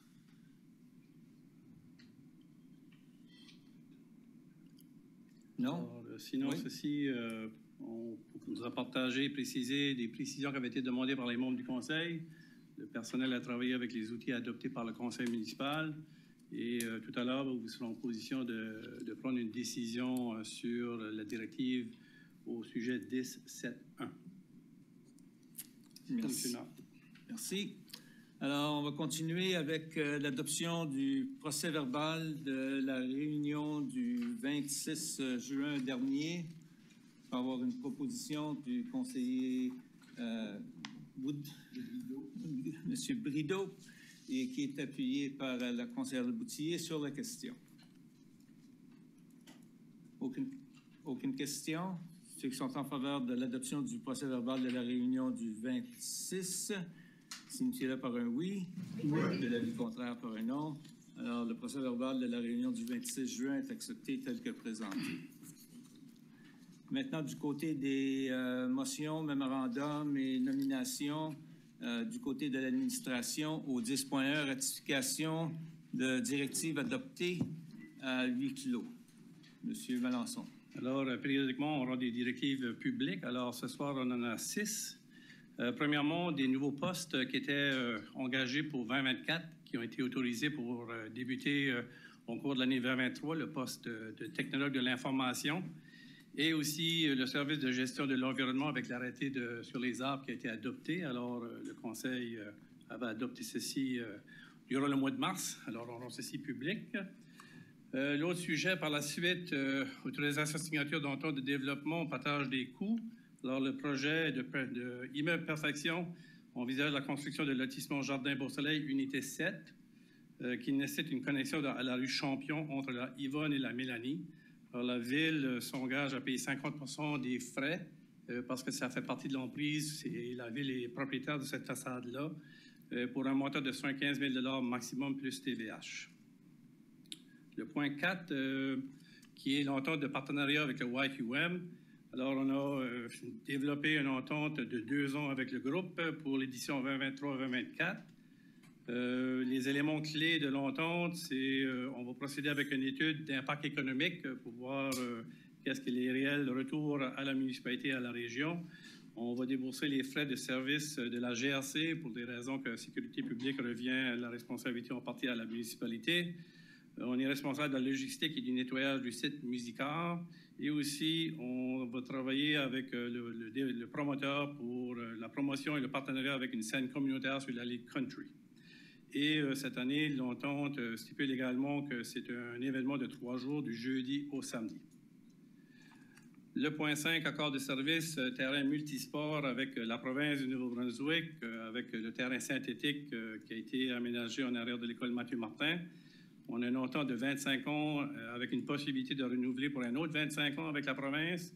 La municipalité appartient à l'installation qui est sur la propriété de la province du Nouveau-Brunswick. L'entente stipule que les termes d'utilisation dans un partage entre le besoin de la ville et le district scolaire francophone sud sont clairs dans l'entente, et ce pour les organismes communautaires. La municipalité est responsable de l'entretien Et également, la municipalité est également responsable de la gestion des réservations de terrain à l'extérieur de la période des classes, c'est-à-dire que l'école Mathieu Martin a accès au terrain sans réservation de 8h30 à 16h45 du lundi au vendredi lorsque l'école est ouverte. Et autre que ça, c'est la pleine utilisation à la communauté. Et le 6e point de directive qu'on rend public, c'est l'autorisation de signature accord de service avec Expansion Dieppe. Alors, comme vous le savez bien, Expansion Dieppe a le mandat de voir et de rencontrer ses obligations au niveau du développement économique. C'est notre agence qui voit par son plan stratégique à la mise en œuvre qui est en place et adopté par le conseil d'administration. Alors, l'accord de service a été rédigé par Expansion Dieppe, un comité de travail et la municipalité et le personnel. Alors, on est arrivé avec un accord sur cette entente et l'accord permet de définir et de structurer la collaboration entre la ville de Dieppe et Expansion Dieppe. Alors, membres du conseil, c'est les 3 directives que l'on rend publiques ce soir. Merci bien. Alors, pour la lecture de la résolution, Madame Leboutillier, qui sera...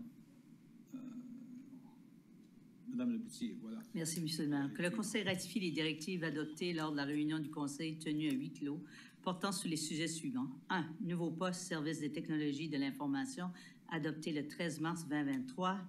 2. Nouveau poste service de gestion de l'environnement adopté le 27 mars 2023. Numéro 3. Autorisation de signature entente de développement, partage de coûts de construction rue Champion adopté le 24 avril 2023. Numéro 4, entente de partenariat YQM Country Fest adopté le 26 juin 2023. Numéro 5, accord de licence terrain multisport, province du Nouveau-Brunswick, adopté le 26 juin 2023. Et numéro 6, autorisation de signature accord de service d'Expansion Dieppe, adopté le 26 juin 2023. Je vous le propose, M. le maire. Alors, proposé par le conseiller Leboutillier, appuyé par le conseiller Godette sur la question. Aucune question. Alors, ceux qui sont en faveur de la résolution signifient-le par un oui. Oui. L'avis contraire par un non. La résolution est adoptée telle que présentée. Au 10.2 du côté finance, M. Melançon. Alors ici, ça se passe, c'est une recommandation pour le renouvellement du régime d'assurance collective pour la municipalité qui comprend les éléments suivants: assurance vie, personne à charge, assurance d'invalidité courte durée, assurance invalidité longue durée, assurance santé, assurance dentaire et assurance médicaments mise en commun. Alors, cette année, il y a une légère augmentation de 1,45 %. On parle ici de 22 000 de plus au niveau de le renouvellement de la prime d'assurance groupe. Alors, c'est pour notre recommandation suite à l'exercice qui a été fait par nos experts, M. Drolet, qui est ici, si jamais vous avez des questions, des précisions que vous avez une nécessité. Il est ici pour répondre aux questions, mais c'est notre recommandation de passer à l'adoption de ce renouvellement de régime d'assurance. Pour la lecture de la résolution, M. Thibodeau. Merci, M. le maire. Que le Conseil autorise le renouvellement du régime d'assurance collective et de la couverture de mise en commun avec Assomption Vie selon les modalités formulées dans la lettre et le tableau soumis par la firme Services financiers Gauguin-Champlain Incorporé en juin 2023 pour la période du 1er août 2023 au 31 juillet 2024 au coût estimé de 1 526 649 $. Je le propose, M. le maire. Proposé par le conseiller Thibodeau, appuyé par le conseiller Lanteigne sur la question. Aucune question. Ceux qui sont en faveur de la résolution signifient-le par un oui. Oui. L'avis contraire par un non. La résolution est adoptée telle que présentée.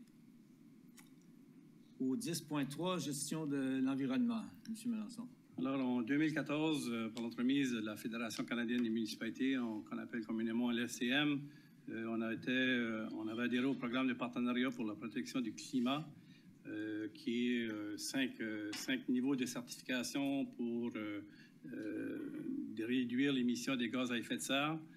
Alors ici, avec l'annexion du nouveau territoire au niveau du Nouveau-Brunswick, on est demandé de voir à la révision de cette initiative ici de partenariat et on vous recommande de procéder avec cette initiative ici par l'entremise de l'Association des municipalités francophones du Nouveau-Brunswick pour ainsi devenir, si le tout est rencontré au niveau des objectifs une municipalité double championne au niveau de réduction des gaz à effet de serre. Alors, c'est notre recommandation d'entamer cette révision et de collaborer avec l'Association des municipalités francophones du Nouveau-Brunswick.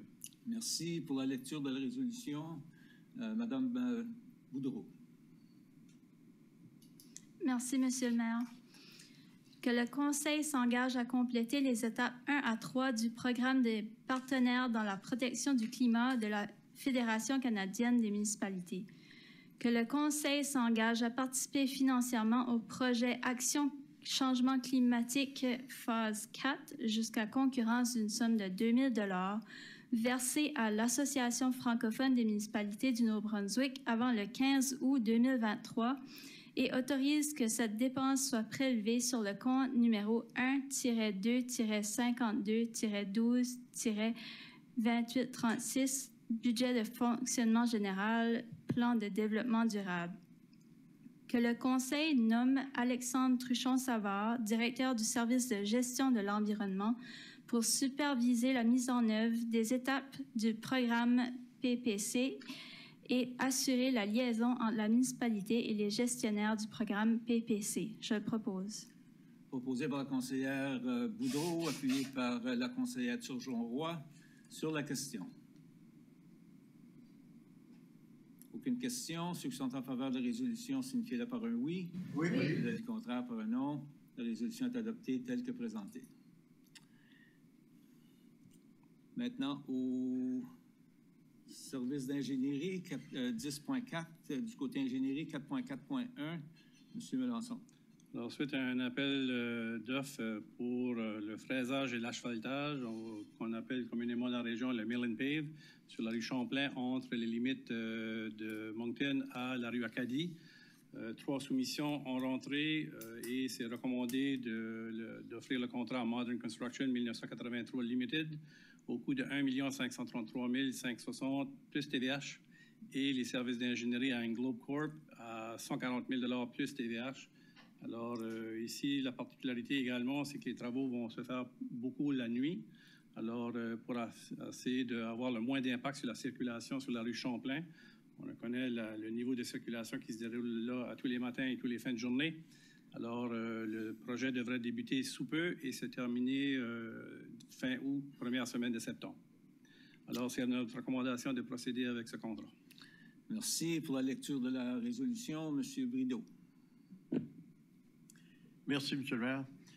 Que le Conseil adjuge le marché visant le projet intitulé « Fraisage et asphaltage 2023 » de la rue Champlain au soumissionnaire le moins-disant soit Modern Construction 1983 Limited, au coût de 1 533 560 $ plus TVH. Autorise Englobe Corporation à entreprendre les services d'ingénierie relatifs à ce projet au coût de 140 000 $ plus TVH et autorise en plus que ces dépenses soient prélevées sur le compte numéro 3-3-35-58-76-70 du budget d'immobilisation générale, rue Champlain, route désignée. Je vous le propose, M. le maire. Proposé par le conseiller Brideau, appuyé par le conseiller Lanteigne sur la question. Aucune question. Ceux qui sont en faveur de la résolution signifient par un oui. Oui. L'avis contraire par un non. La résolution est adoptée telle que présentée. Maintenant, du côté des nominations au 10.5.1, M. Melançon. Alors, périodiquement, on doit avoir des nominations qui représentent les intérêts de la municipalité. Ici, on recommande un renouvellement pour M. Jean-Pierre Ouellet pour un mandat de 4 ans, alors qui se terminera le 1er septembre 2027. Alors, et M. Ouellet a accepté de poursuivre son mandat. Merci. Alors, ça, c'est pour Transaqua. Transaqua, oui. C'est ça. Merci pour la lecture de la résolution. Madame Turgeon-Roy. Merci, Monsieur le maire. Que le Conseil nomme Jean-Pierre Ouellet à titre de membre de la Commission des eaux usées du Grand Moncton Transaqua pour un autre mandat se terminant le 1er septembre 2027. Je le propose, Monsieur le maire. Merci. Proposé par la conseillère Turgeon-Roy, appuyé par la conseillère Leboutillier sur la question. Aucune question. Ceux qui sont en faveur de la résolution signifient-le par un oui. Oui. Le contraire par un non. La résolution est adoptée telle que présentée. Maintenant, au 10.5.2, M. Melançon. Alors, tout à l'heure, je faisais référence qu'on avait un nouveau poste au niveau d'environnement, concernant les arrêtés sur les arbres. Alors, M. Simon Leblanc est la personne qui a été sélectionnée dans le processus d'un concours. Ici, c'est pour lui donner le plein pouvoir à titre d'agent chargé à l'exécution des arrêtés municipaux qui encadrent la gestion sur la possibilité d'évaluer la coupe d'arbres ou de protéger les arbres. Alors, c'est pour lui donner le plein pouvoir. Merci pour la lecture de la résolution. M. Godet.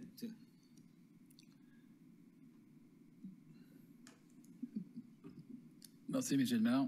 Que le Conseil nomme Simon Leblanc, technologue en foresterie urbaine à la ville de Dieppe, à titre d'agent chargé de l'exécution de l'arrêt municipal en vigueur sur les arbres et que cette nomination se poursuit tant que la dite personne demeure au service de la municipalité ou que cette nomination soit limitée ou résiliée par le Conseil. Je te le propose. Merci. Proposé par le conseiller Godet, appuyé par le conseiller Thibodeau sur la question. Aucune question. Ceux qui sont en faveur de la résolution signifient-le par un oui. Et l'avis contraire par un non. La résolution est acceptée. Et bienvenue à bord. Au 10.6, côté patrimoine et partenariat, M. Melançon. Avec l'événement YQM Country Festival qui a lieu durant la dernière fin de semaine du mois d'août, ça nécessite d'avoir certaines rues fermées pour aménager le site et l'arrivée et le départ de la foule. Alors, c'est pour de permettre de donner une directive le 24 au 26 août de fermer certaines rues, dont vous avez inclus dans le paquet une partie de la rue Sainte-Thérèse, une partie de la rue Notre-Dame et une partie de la rue Collège, qui sera fermée 3 jours pour de 10h à minuit le soir. Et le soir des festivités, la rue Champlain sera fermée de 22h30 à minuit 30 pour la fin de circulation de la foule. Alors, l'information, l'affichage sera en place pour assurer que les gens comprennent bien où est-ce que les déviations de route auront lieu. Merci pour la lecture de la résolution. M. Lantaigne. Merci, M. le maire. Que le Conseil accepte le plan de fermeture temporaire de rue intitulé Plan de circulation pour YQM Country Fest 2023, annexé au mémorandum en date du 27 juin 2023 en vue de la tenue de l'événement qui aura lieu du 24 au 26 août 2023 au site Musica. J'en fais la proposition, M. le maire. Merci pour qui appuie, M. Brideau. Alors, ceux qui sont en faveur de la résolution signifient-le par un oui. Oui. De l'avis contraire par un non. Alors, la résolution est adoptée telle que présentée. Maintenant, au 10.7, planification et développement. Alors, le dossier a été présenté avec des mises à jour. Oui, la conseillère Le Boutillier se retire. Alors, on va des chances à faire ça. Alors, le dossier a été présenté avec l'information qui a été demandée par le Conseil pour des précisions. Le groupe Quest a aussi mis sur papier qu'est-ce qui était la proposition qui avait été présentée le 12 juin. Alors, les membres du Conseil sont, on pense, maintenant en position plus éclairée et de prendre une décision sur la résolution qui est devant vous. Alors, ça reste au Conseil maintenant à prendre cette décision. Merci pour la lecture de cette résolution, M. Brideau. Monsieur le maire, que le Conseil accepte la recommandation du Comité consultatif en matière d'urbanisme visant l'acceptation du plan modificateur provisoire du lotissement Quest Cabro Incorporé, lequel prévoit la création et l'emplacement de la rue Origine, le prolongement et l'emplacement de la rue Janica, le prolongement et l'emplacement de l'avenue Murray, ainsi que l'emplacement du terrain d'utilité publique. Je vous le propose, M. le maire. C'est proposé par le conseiller Brideau, appuyé par le conseiller Thibodeau sur la question. Sur la question, Mme Godbout. Oui, j'aimerais proposer une modification à la résolution, soit l'ajout de la provision que si la résolution est acceptée, que l'on entre dans une entente avec le promoteur afin de concrétiser et mettre à l'écrit les engagements qu'ils ont communiqués par la lettre pour qu'ils puissent s'être ajoutés et enregistrés contre le terrain avec le plan de lotissement en vertu de l'article 131 de la loi sur 131. Tu me donneras la bonne note, là, en vertu de l'article 131 pour accompagner le plan de lotissement. Okay. Merci. Alors, est-ce qu'il y a quelqu'un pour appuyer cette Madame Boudreau? Alors, sur le premier, sur l'ajout, ceux qui sont en faveur de cette résolution, signifiez-le par un oui. Oui. Contre. Alors, l'ajout ou l'amendement est ajouté. Et pour la motion initiale comme telle, ceux qui sont en faveur de cette... On a des discussions là-dessus? Telle que révisée, oui. Pardon? OK. Est-ce qu'on peut avoir une discussion maintenant sur la révisée avant qu'on vote? Oui, certainement. OK. Oh, OK. Il y a juste moi? OK. Merci, Monsieur le maire. Moi, je voulais préciser que je ne ressentais pas le besoin de revisiter la décision du Conseil. La décision originale était raisonnable, à mon avis, puis les clarifications apportées, à mon avis, n'avaient pas atteint la barre de ce qui requiert que l'on revisite la question, mais je comprends que les membres du Conseil ont demandé qu'on le revisite, et puis on l'a revisité. En le revisitant, il demeure pour moi que l'emplacement du terrain d'utilité publique n'est pas désirable. Je soutiens qu'il est préférable de faire un effort pour assurer qu'un terrain d'utilité publique ne se trouve pas adjacent ou intégré avec un bassin de rétention. Pour moi, le raisonnement, c'est une question qui est préférable d'éviter le risque de sécurité que cela peut représenter pour des personnes vulnérables que d'essayer de mitiger pendant le reste de la durée de vie du lotissement, parce que c'est une obligation qui va nous suivre. Pour moi, le plan proposé ajoute des risques à gérer pour la durée de la vie de ces infrastructures-là, alors que ce risque peut être éliminé en éliminant le terrain d'utilité publique du bassin de rétention. Étant donné le zonage de ce terrain et des cieux avoisinantes, je pense que le terrain d'utilité publique en question pourrait être très achalandé pendant sa durée de vie. Alors, pour moi encore, c'est une question de gestion de risque à long terme qui s'impose, qui, pour moi, pourrait être éliminée. C'est la responsabilité de la Ville de Dieppe qui est engagée si un manquement à nos mesures de mitigation mène à un incident malheureux plus tard. Alors, je comprends que les enjeux de sécurité sont évalués dans le futur. J'en doute pas que vous le prenez en considération. Mais rendu là, on ne peut plus changer l'emplacement du terrain d'utilité publique qui est fixé. C'est aujourd'hui que cette décision-là est prise. Alors, on doit vivre avec, puis ensuite mitiger les risques plus tard. Alors, pour moi, là, we're simply kicking the can down the road, là. Puis là, on va avoir un enjeu plus tard à comment est-ce qu'on rend ce terrain-là sécuritaire pour nos gens vulnérables. Alors, ceci, c'est consistant, je pense, avec l'analyse initiale du dossier de ma part. Et puis, pour moi, les clarifications apportées dans les 2 dernières semaines n'ont que concrétisé mon avis à cet égard. J'ai donc l'intention de voter contre cette résolution. Mais je suis contente de voir que si qu'elle passe, on a ajouté quand même la prévision de concrétiser les engagements du développeur. Merci. Autres commentaires? Je pense qu'il y en a un autre. Monsieur Lantaigne. Merci, Monsieur le maire. Donc, si je comprends bien avec l'intervention de conseillère Godbout, si on approuve ce soir, le terrain d'utilité publique, il ne peut pas être changé de place après, c'est ça? Non, c'est là que l'emplacement qui est recommandé par le personnel. OK, merci. Merci. Quelqu'un d'autre? Sinon, ceux qui sont en faveur de la résolution, signifiez-le par un oui. Oui. Le contraire par un non. Non. Non enregistré pour Mme Godbout. Merci. Alors, la résolution est approuvée telle qu'elle est amendée. Au 10.7, planification, développement... excusez-moi. Juste auparavant, Monsieur le maire, on va demander d'aller récupérer s'il vous plaît, Mme Leboutillier.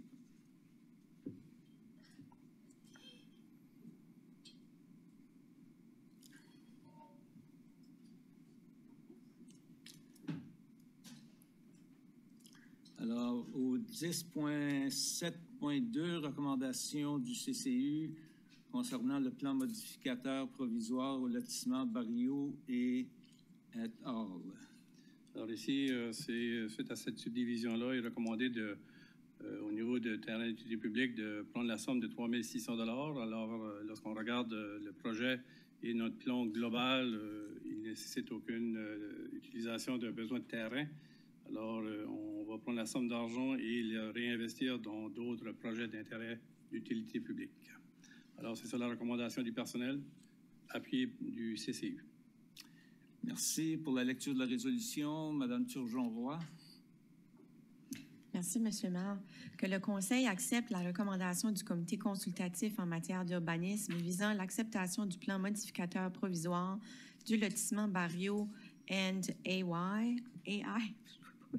et accepte en plus que le promoteur verse la somme de 3 600 au lieu d'un terrain d'utilité publique, laquelle équivaut à 8 de la valeur marchande du dit terrain de lotissement. Je le propose, M. le maire. Proposé par le conseiller Turgeon-Roy, appuyé par le conseiller Thibodeau sur la question.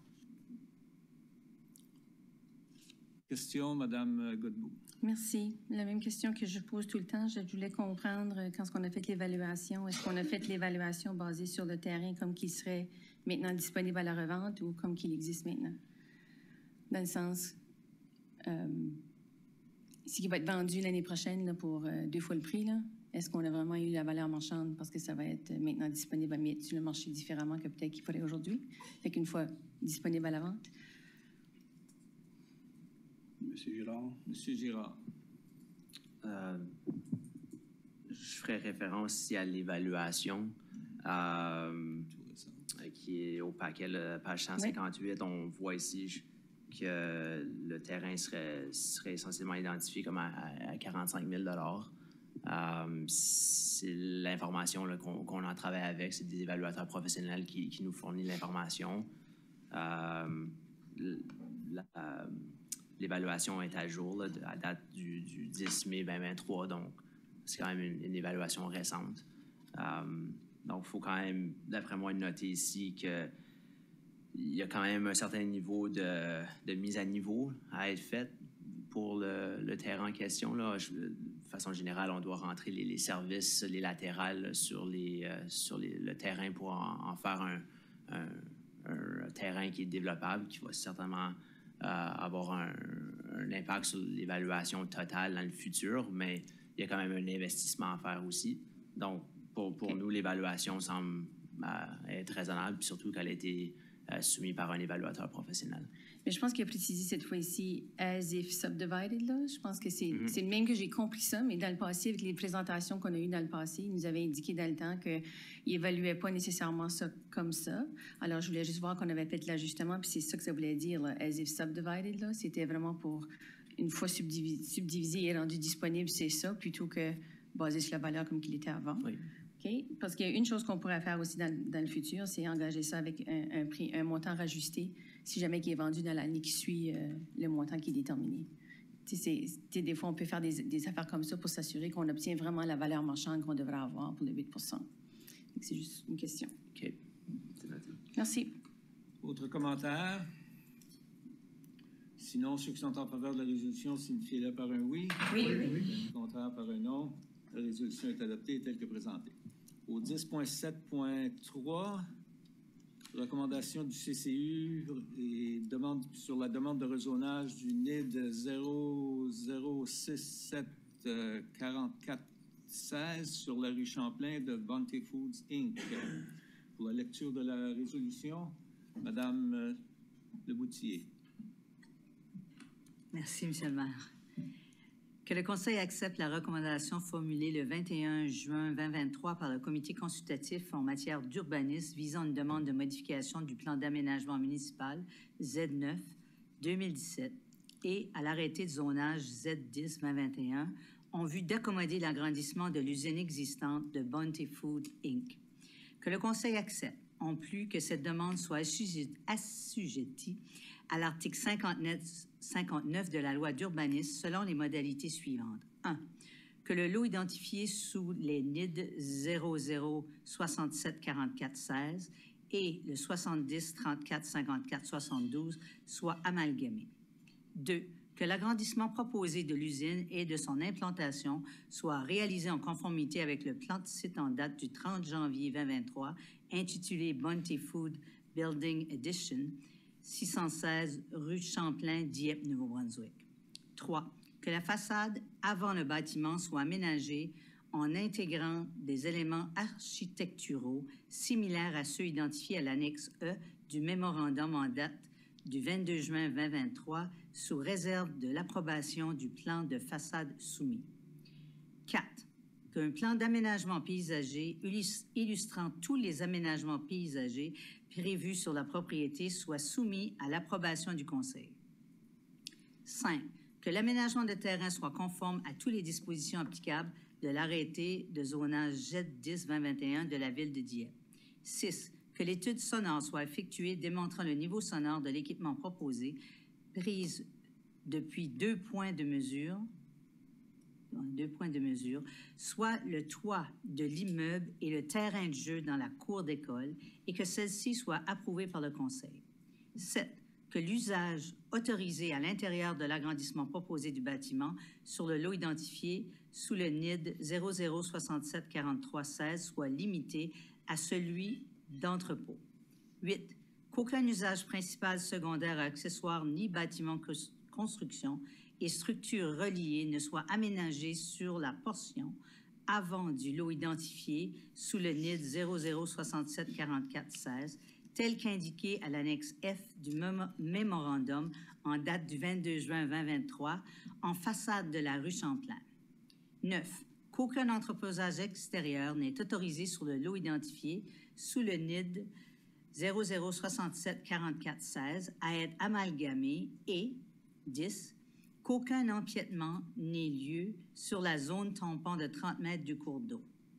Que le Conseil procède aux premières et deuxième lectures de l'arrêté Z9 2017-9 et Z10 2021-8. Je vous le propose, Monsieur le maire. Merci. Proposé par la conseillère Leboutillier, appuyé par le conseiller Godette sur la question. Sur la question, Madame Godbout. Oui, merci. Juste 2 précisions.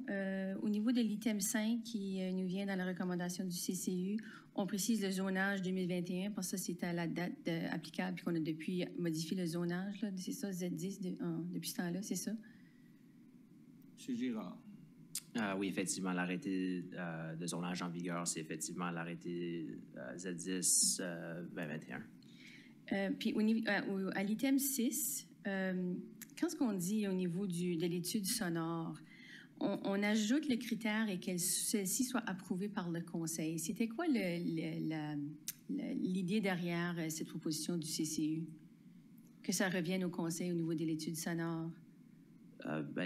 L'élément avait été quand même soulevé par le Conseil, là. Donc, c'était essentiellement quelque chose qu'on avait présenté à l'intérieur de notre rapport du comité pour quand même soulever un niveau de préoccupation. On a eu des discussions avec le promoteur pour voir si une étude sonore serait faisable. Et puis, l'objectif ici, ce serait de vous présenter une étude pour effectivement démontrer le niveau de bruit, le niveau de décibels qui est émis par les systèmes de réfrigération sur le toit. Donc, un peu là, comme quand on parle de muffler, là, quand c'est mesuré avec des décibels. Ils vont prendre une mesure à côté de l'équipement. À peu près ça, ils vont prendre une autre mesure d'un point qui était spécifié dans la résolution. C'est fait par, encore là, un professionnel, un tierce partie qui est reconnu dans la matière. Donc, ça sera présenté et voir là, si le niveau de décibels sont acceptables pour le Conseil. Si c'est pas acceptable, là, vous pouvez regarder à faire des modifications ou à faire des interventions à ce point-ci, mais l'objectif ici, c'est quand même de revenir au Conseil pour autoriser l'étude. Je me demande juste si on ne pourrait pas, pour essayer de donner un peu plus de certitude à l'entrepreneur, si on ne pourrait pas établir des seuils disant qui doivent être approuvés par le Conseil si qui dépassent une telle norme. Dans le sens comme, si on va au-delà de quelque chose, il doit y avoir est-ce qu'il y a une façon d'établir des normes générales en disant, fais ton étude sonore, puis si c'est plus haut que X ou basé sur quelque chose que là vient au Conseil. Je ne voudrais pas que l'entrepreneur se sente comme si qu'il vienne au Conseil à chaque fois qu'il fait une étude sonore. Là. Je trouve que c'est un peu lourd sur l'entrepreneur d'avoir cette incertitude-là. Je me demande juste s'il y a une façon de le normaliser en référant à un barème qu'on sait qui existe. Puis c'est seulement si on dépasse cette norme-là, de quelque sorte, qui pourrait exister, ce qu'on ne pourrait pas éventuellement, si ce n'est pas ce soir, là, on n'a peut-être pas ces détails-là, puis je ne veux pas retarder l'approbation de quelque chose comme ça, mais éventuellement, je me demande est-ce qu'on ne pourrait pas trouver une façon de normaliser ça pour l'entrepreneur, pour pas qu'il sente comme s'il faut qu'il présente une étude sonore au conseil tout le temps. C'est une très bonne question. Je pense que quand même les seuils de bruit sont quand même assez bien déterminés. Ouais. C'est quelque chose... Au niveau industriel, normalement. C'est ça, au niveau... Selon les industries, différentes industries, il y a différents barèmes. Mais il y a des... Ayant vécu dans un environnement plutôt lourd, il y a des seuils qui sont permis où, si c'est plus que ça, ben là, tu dois porter des choses de protection et tout ça. Alors, c'est... Je pense qu'on s'embarque dans quelque chose qui est fait normalement et inspecté par les inspecteurs de santé et sécurité provinciaux. Fait que je ne sais pas si on peut faire un lien, mais je trouve une façon, là. Personnellement, c'est pas dans notre cours. Oui, bien c'est ça que je veux dire. Fait qu'à moins que ça dépasse des normes normales. Là. Moi, j'adore que l'étude sonore est faite, là, parce que là, ils ont l'information et c'est rendu disponible au public autour. Puis je me demande juste si... puis on peut faire ça par après, je présume aussi. Là. Je ne sais pas si on a besoin de faire ça ce soir, mais en disant, mais basé sur une norme à quelque part, puis seulement si on établit une norme raisonnable qui vient au conseil. Là. Mais c'est effectivement qu'est-ce que l'étude va démontrer. L'étude ne va pas juste vous présenter un chiffre. Ils vont essentiellement dire, mais ce chiffre a un lien avec, genre, ce standard ici. Donc, je ne sais pas si vous vous rappelez, mais la question de l'habitation multifamiliale à proximité de l'aéroport, où est-ce qu'on avait aussi demandé une étude sonore pour démontrer le niveau de bruit associé avec l'aéroport. Ah oui, je m'en souviens. Donc, à ce niveau ici, le conseil avait considéré aussi une étude sonore. Et puis, à l'intérieur de cette étude sonore-là, il y avait des barèmes qui avaient été établis par Transport Canada pour que si on dépasse ces normes ici, donc là, il faudrait faire un ajustement aux standards du bâtiment. Donc, c'est le même principe ici, là. En tout cas, moi, je serais juste ouverte à s'il y a une façon de normaliser ça pour l'entrepreneur, là, je trouve que ça serait une belle façon ça serait raisonnable dans ce cas-ci. Est-ce que si on dit, si elle dépasse les normes acceptable, ça revient au conseil, mais si c'est selon les standards, tout est beau. Oui, c'est un peu ça. À la fin, là, et que celle-ci soit approuvée par le conseil si elle dépasse les standards permis.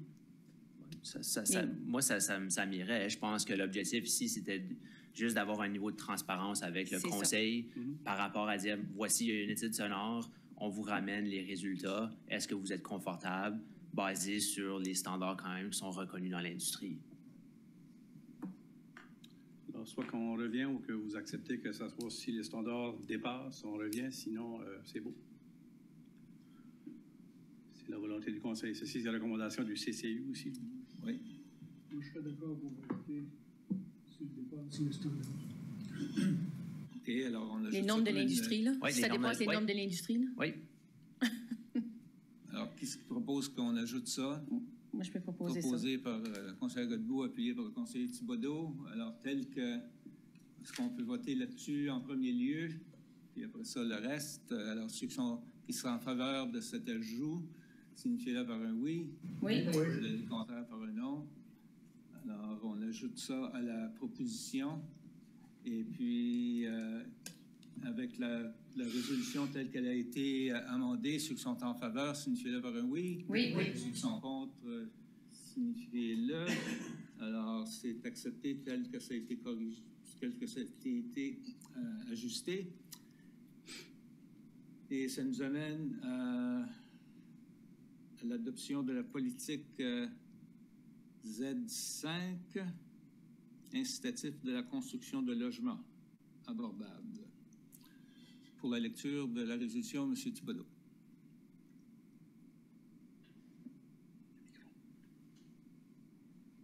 Merci, M. le maire. Que le Conseil adopte la politique Z5 2023 intitulée « Incitatif à la construction de logements abordables ». Je le propose, M. le maire. Proposé par le conseiller Thibodeau, appuyé par la conseillère Boudreau sur la question. Aucune question. Ceux qui sont en faveur de la résolution, de l'adoption de l'incitatif, signifiez-le par un oui. Oui. De l'avis contraire par un non. Alors, l'item 10 7.4. Point 7.4 est accepté tel que présenté. Du côté des arrêtés municipaux, maintenant, au 11.1, l'arrêté Z9 pour la lecture de cette résolution. Madame Turgeon-Roy. Titre seulement. Oups. Merci. Arrêté Z927-9, un arrêté modifiant l'arrêté concernant le plan d'aménagement municipal de la ville de Dieppe. Je le propose par titre seulement, Monsieur le maire. Merci. Proposé par la conseillère Turgeon-Roy, appuyé par le conseiller Brideau. Sur la question. Aucune question. Ceux qui sont en faveur de cette résolution, signifiez-le par un oui. Oui. L'avis contraire par un non. Alors, la première lecture est acceptée telle que présentée. Nous allons procéder avec la deuxième lecture, Madame Turgeon-Roy. Merci. Arrêté Z9-2017-9, un arrêté modifiant l'arrêté concernant le plan d'aménagement municipal de la ville de Dieppe. Je le propose par titre seulement. Alors, proposé en deuxième lecture par titre seulement par la conseillère Turgeon-Roy, qui est appuyée par le conseiller Brideau. Sur la question. Toujours pas de question. Alors, l'arrêté est accepté en deuxième lecture par titre seulement.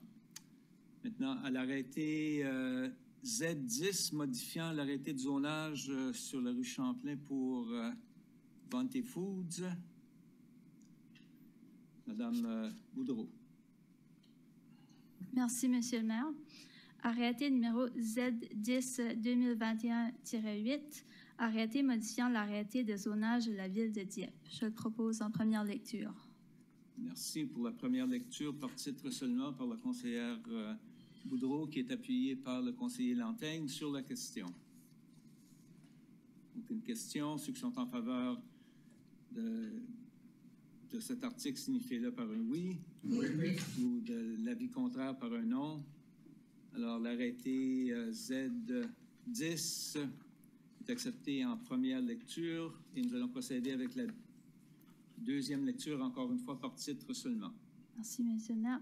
Arrêté numéro Z10-2021-8, arrêté modifiant l'arrêté de zonage de la ville de Dieppe. Je le propose en deuxième lecture par titre. Merci. Proposé par la conseillère Boudreau en deuxième lecture pour l'arrêté Z10 qui était appuyé par le conseiller Lantaigne. Alors, s'il n'y a pas d'autres questions, ceux qui sont en faveur, signifiez-le par un oui. Oui. Le contraire par un non. Alors, l'arrêté Z10 est accepté en deuxième lecture. Ça nous amène à l'item 12, avis de motion. Aucun avis de motion.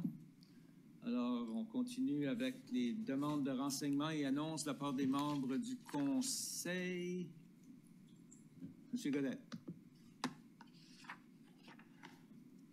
Merci, Monsieur le maire. Moi, je veux juste souhaiter une bonne été à tout le monde, puis reposez-vous bien, puis on se voit de nouveau au mois d'août. Merci. Merci bien. Madame Leboutier. Oui, merci beaucoup, Monsieur le maire. Moi, j'aimerais remercier de la part des citoyens de la rue des Ruisseaux et des Cimes, le parc, ils nous avaient mentionné, point de vue de sécurité, point de vue de la clôture, et on a fait une révision et on a mis la clôture au nom de tous ces citoyens-là. Ils sont très heureux et vous en remercie beaucoup. Fait que c'est tout pour moi pour ce soir. Bon été à tous. Merci, Madame Boudreau.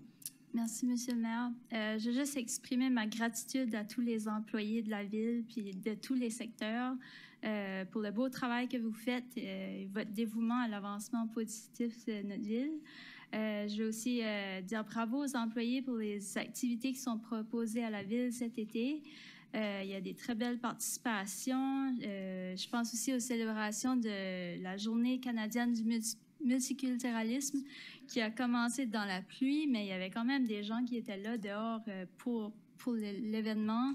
La Fête du Canada aussi, ça a été une belle réussite. Merci aussi pour le plan B de déplacer le mercredi chaud à l'intérieur quand il faisait pas beau aussi. Pour la Fête du Canada, je me demandais comme, on dirait que c'était un petit peu plus axé sur les jeunes familles. Est-ce qu'il y avait, comme dans le futur, l'intention de peut-être axer ça un peu plus comme adultes aussi, puis les enfants un peu plus âgés? J'ai l'impression qu'il y avait plus comme des jeux gonflables puis tout ça, mais pour les teenagers, c'était peut-être moins intéressant. Ou... Je ne sais pas si on a des réponses là-dessus. On va prendre note, puis on va considérer ça pour la planification 2024. Mais sinon, c'est vraiment très bien. C'était super. Puis ben, j'espère que vos vacances, quand ils viendront chacun à votre tour, qu'elles seront bien profitées, et puis vous le méritez bien. Bonne semaine. Merci, M. Brideau. Merci, M. le maire, mais je n'ai rien pour vous ce soir. Merci, M. Thibodeau. Même chose pour moi. Mme Turgeon-Roy. Merci beaucoup. Je voulais juste mentionner que j'avais assisté à l'Assemblée générale annuelle du Centre des arts et de la culture de Dieppe la semaine dernière. J'étais vraiment impressionnée par le rapport annuel. Ils ont fait un clin d'œil aux faits saillants de l'année. Puis je voulais juste le mentionner que c'est quand même assez impressionnant comment est-ce que notre ville contribue là, au développement, à l'art et à la culture. Ils ont eu dans les portes pour des spectacles 2616 spectateurs. On a aussi versé des cachets au-delà de 100 000 $ à des artistes, qui est quand même une bonne contribution à cette communauté-là. Au-delà de 26 spectacles, des séances de cinéma, production audiovisuelle, etc., des vernissages collectifs aussi. Donc, je voulais juste lever mon chapeau à l'équipe permanente et aussi dire merci aux bénévoles sur le conseil d'administration. Ça faisait un petit bout là, qu'on n'avait pas une stabilité au sein du conseil. Cette année, on avait juste des renouvellements. Ça fait que c'est vraiment bien de voir l'équipe là, solide qui est mise en place. Donc, je voulais juste faire un petit clin d'œil au Centre des arts. Merci. Bon été aussi. Merci. Mme Godbout. Merci. Puis merci à la conseillère Boudreau pour les commentaires, pour les activités. Je pense à la zone connexion et les autres choses. Moi aussi, je vous félicite de beau travail cette année à cet égard-là. Une seule suggestion, demande, peut-être étant donné l'été qui s'en vient, est-ce qu'on pourrait avoir soit sur le site web ou peut-être, je ne l'ai pas vu, puis c'est déjà là dans les communications, les préparations pour les grandes chaleurs. Je pense qu'il y a des grandes chaleurs qui s'en viennent, puis il faut que nos citoyens soient prêts à le faire. On l'a vécu dernièrement, juste dans les dernières journées. Des rappels des mesures d'urgence, des choses qui sont disponibles déjà. Je sais qu'il y a des choses qu'on pourrait leur dire à faire et de peut-être être prévues pour ça, étant donné les grandes chaleurs possibles pour nos citoyens. Mais c'est tout à part de ça. Bon été à tout le monde. Merci. Si que je peux juste ajouter un peu sur la question. C'est sûr que chaque personne a une responsabilité de se maintenir informée de la météo qui s'en vient, puis se préparer en conséquence. Nous, on va partager l'information qu'on reçoit du gouvernement, et puis on va avoir des mesures en place si la situation le demande, mais chaque famille devrait se préparer en conséquence pour les chaleurs qui s'en viennent cet été. Merci bien. Monsieur Lantaigne. Merci, Monsieur le maire. Donc, rien pour moi autre que de souhaiter de bonnes vacances, bon été, de bonnes vacances aux employés. Merci beaucoup. Vous avez travaillé dur, prenez le temps de relaxer. Bonnes vacances, bon été aussi à notre conseil municipal, Monsieur le maire, Monsieur le DG, puis à tous nos citoyennes et citoyens. Merci. Merci. Oui, un peu comme toutes les autres, comme tout le monde, il y a une grande demande sur le maire pour être présent dans différents événements. Puis, je dois dire que ça bouge de Dieppe dans tous les sens et dans toutes les directions, mais toujours positivement. Je m'en voudrais de ne pas souligner qu'à la fin du mois de juin, le niveau de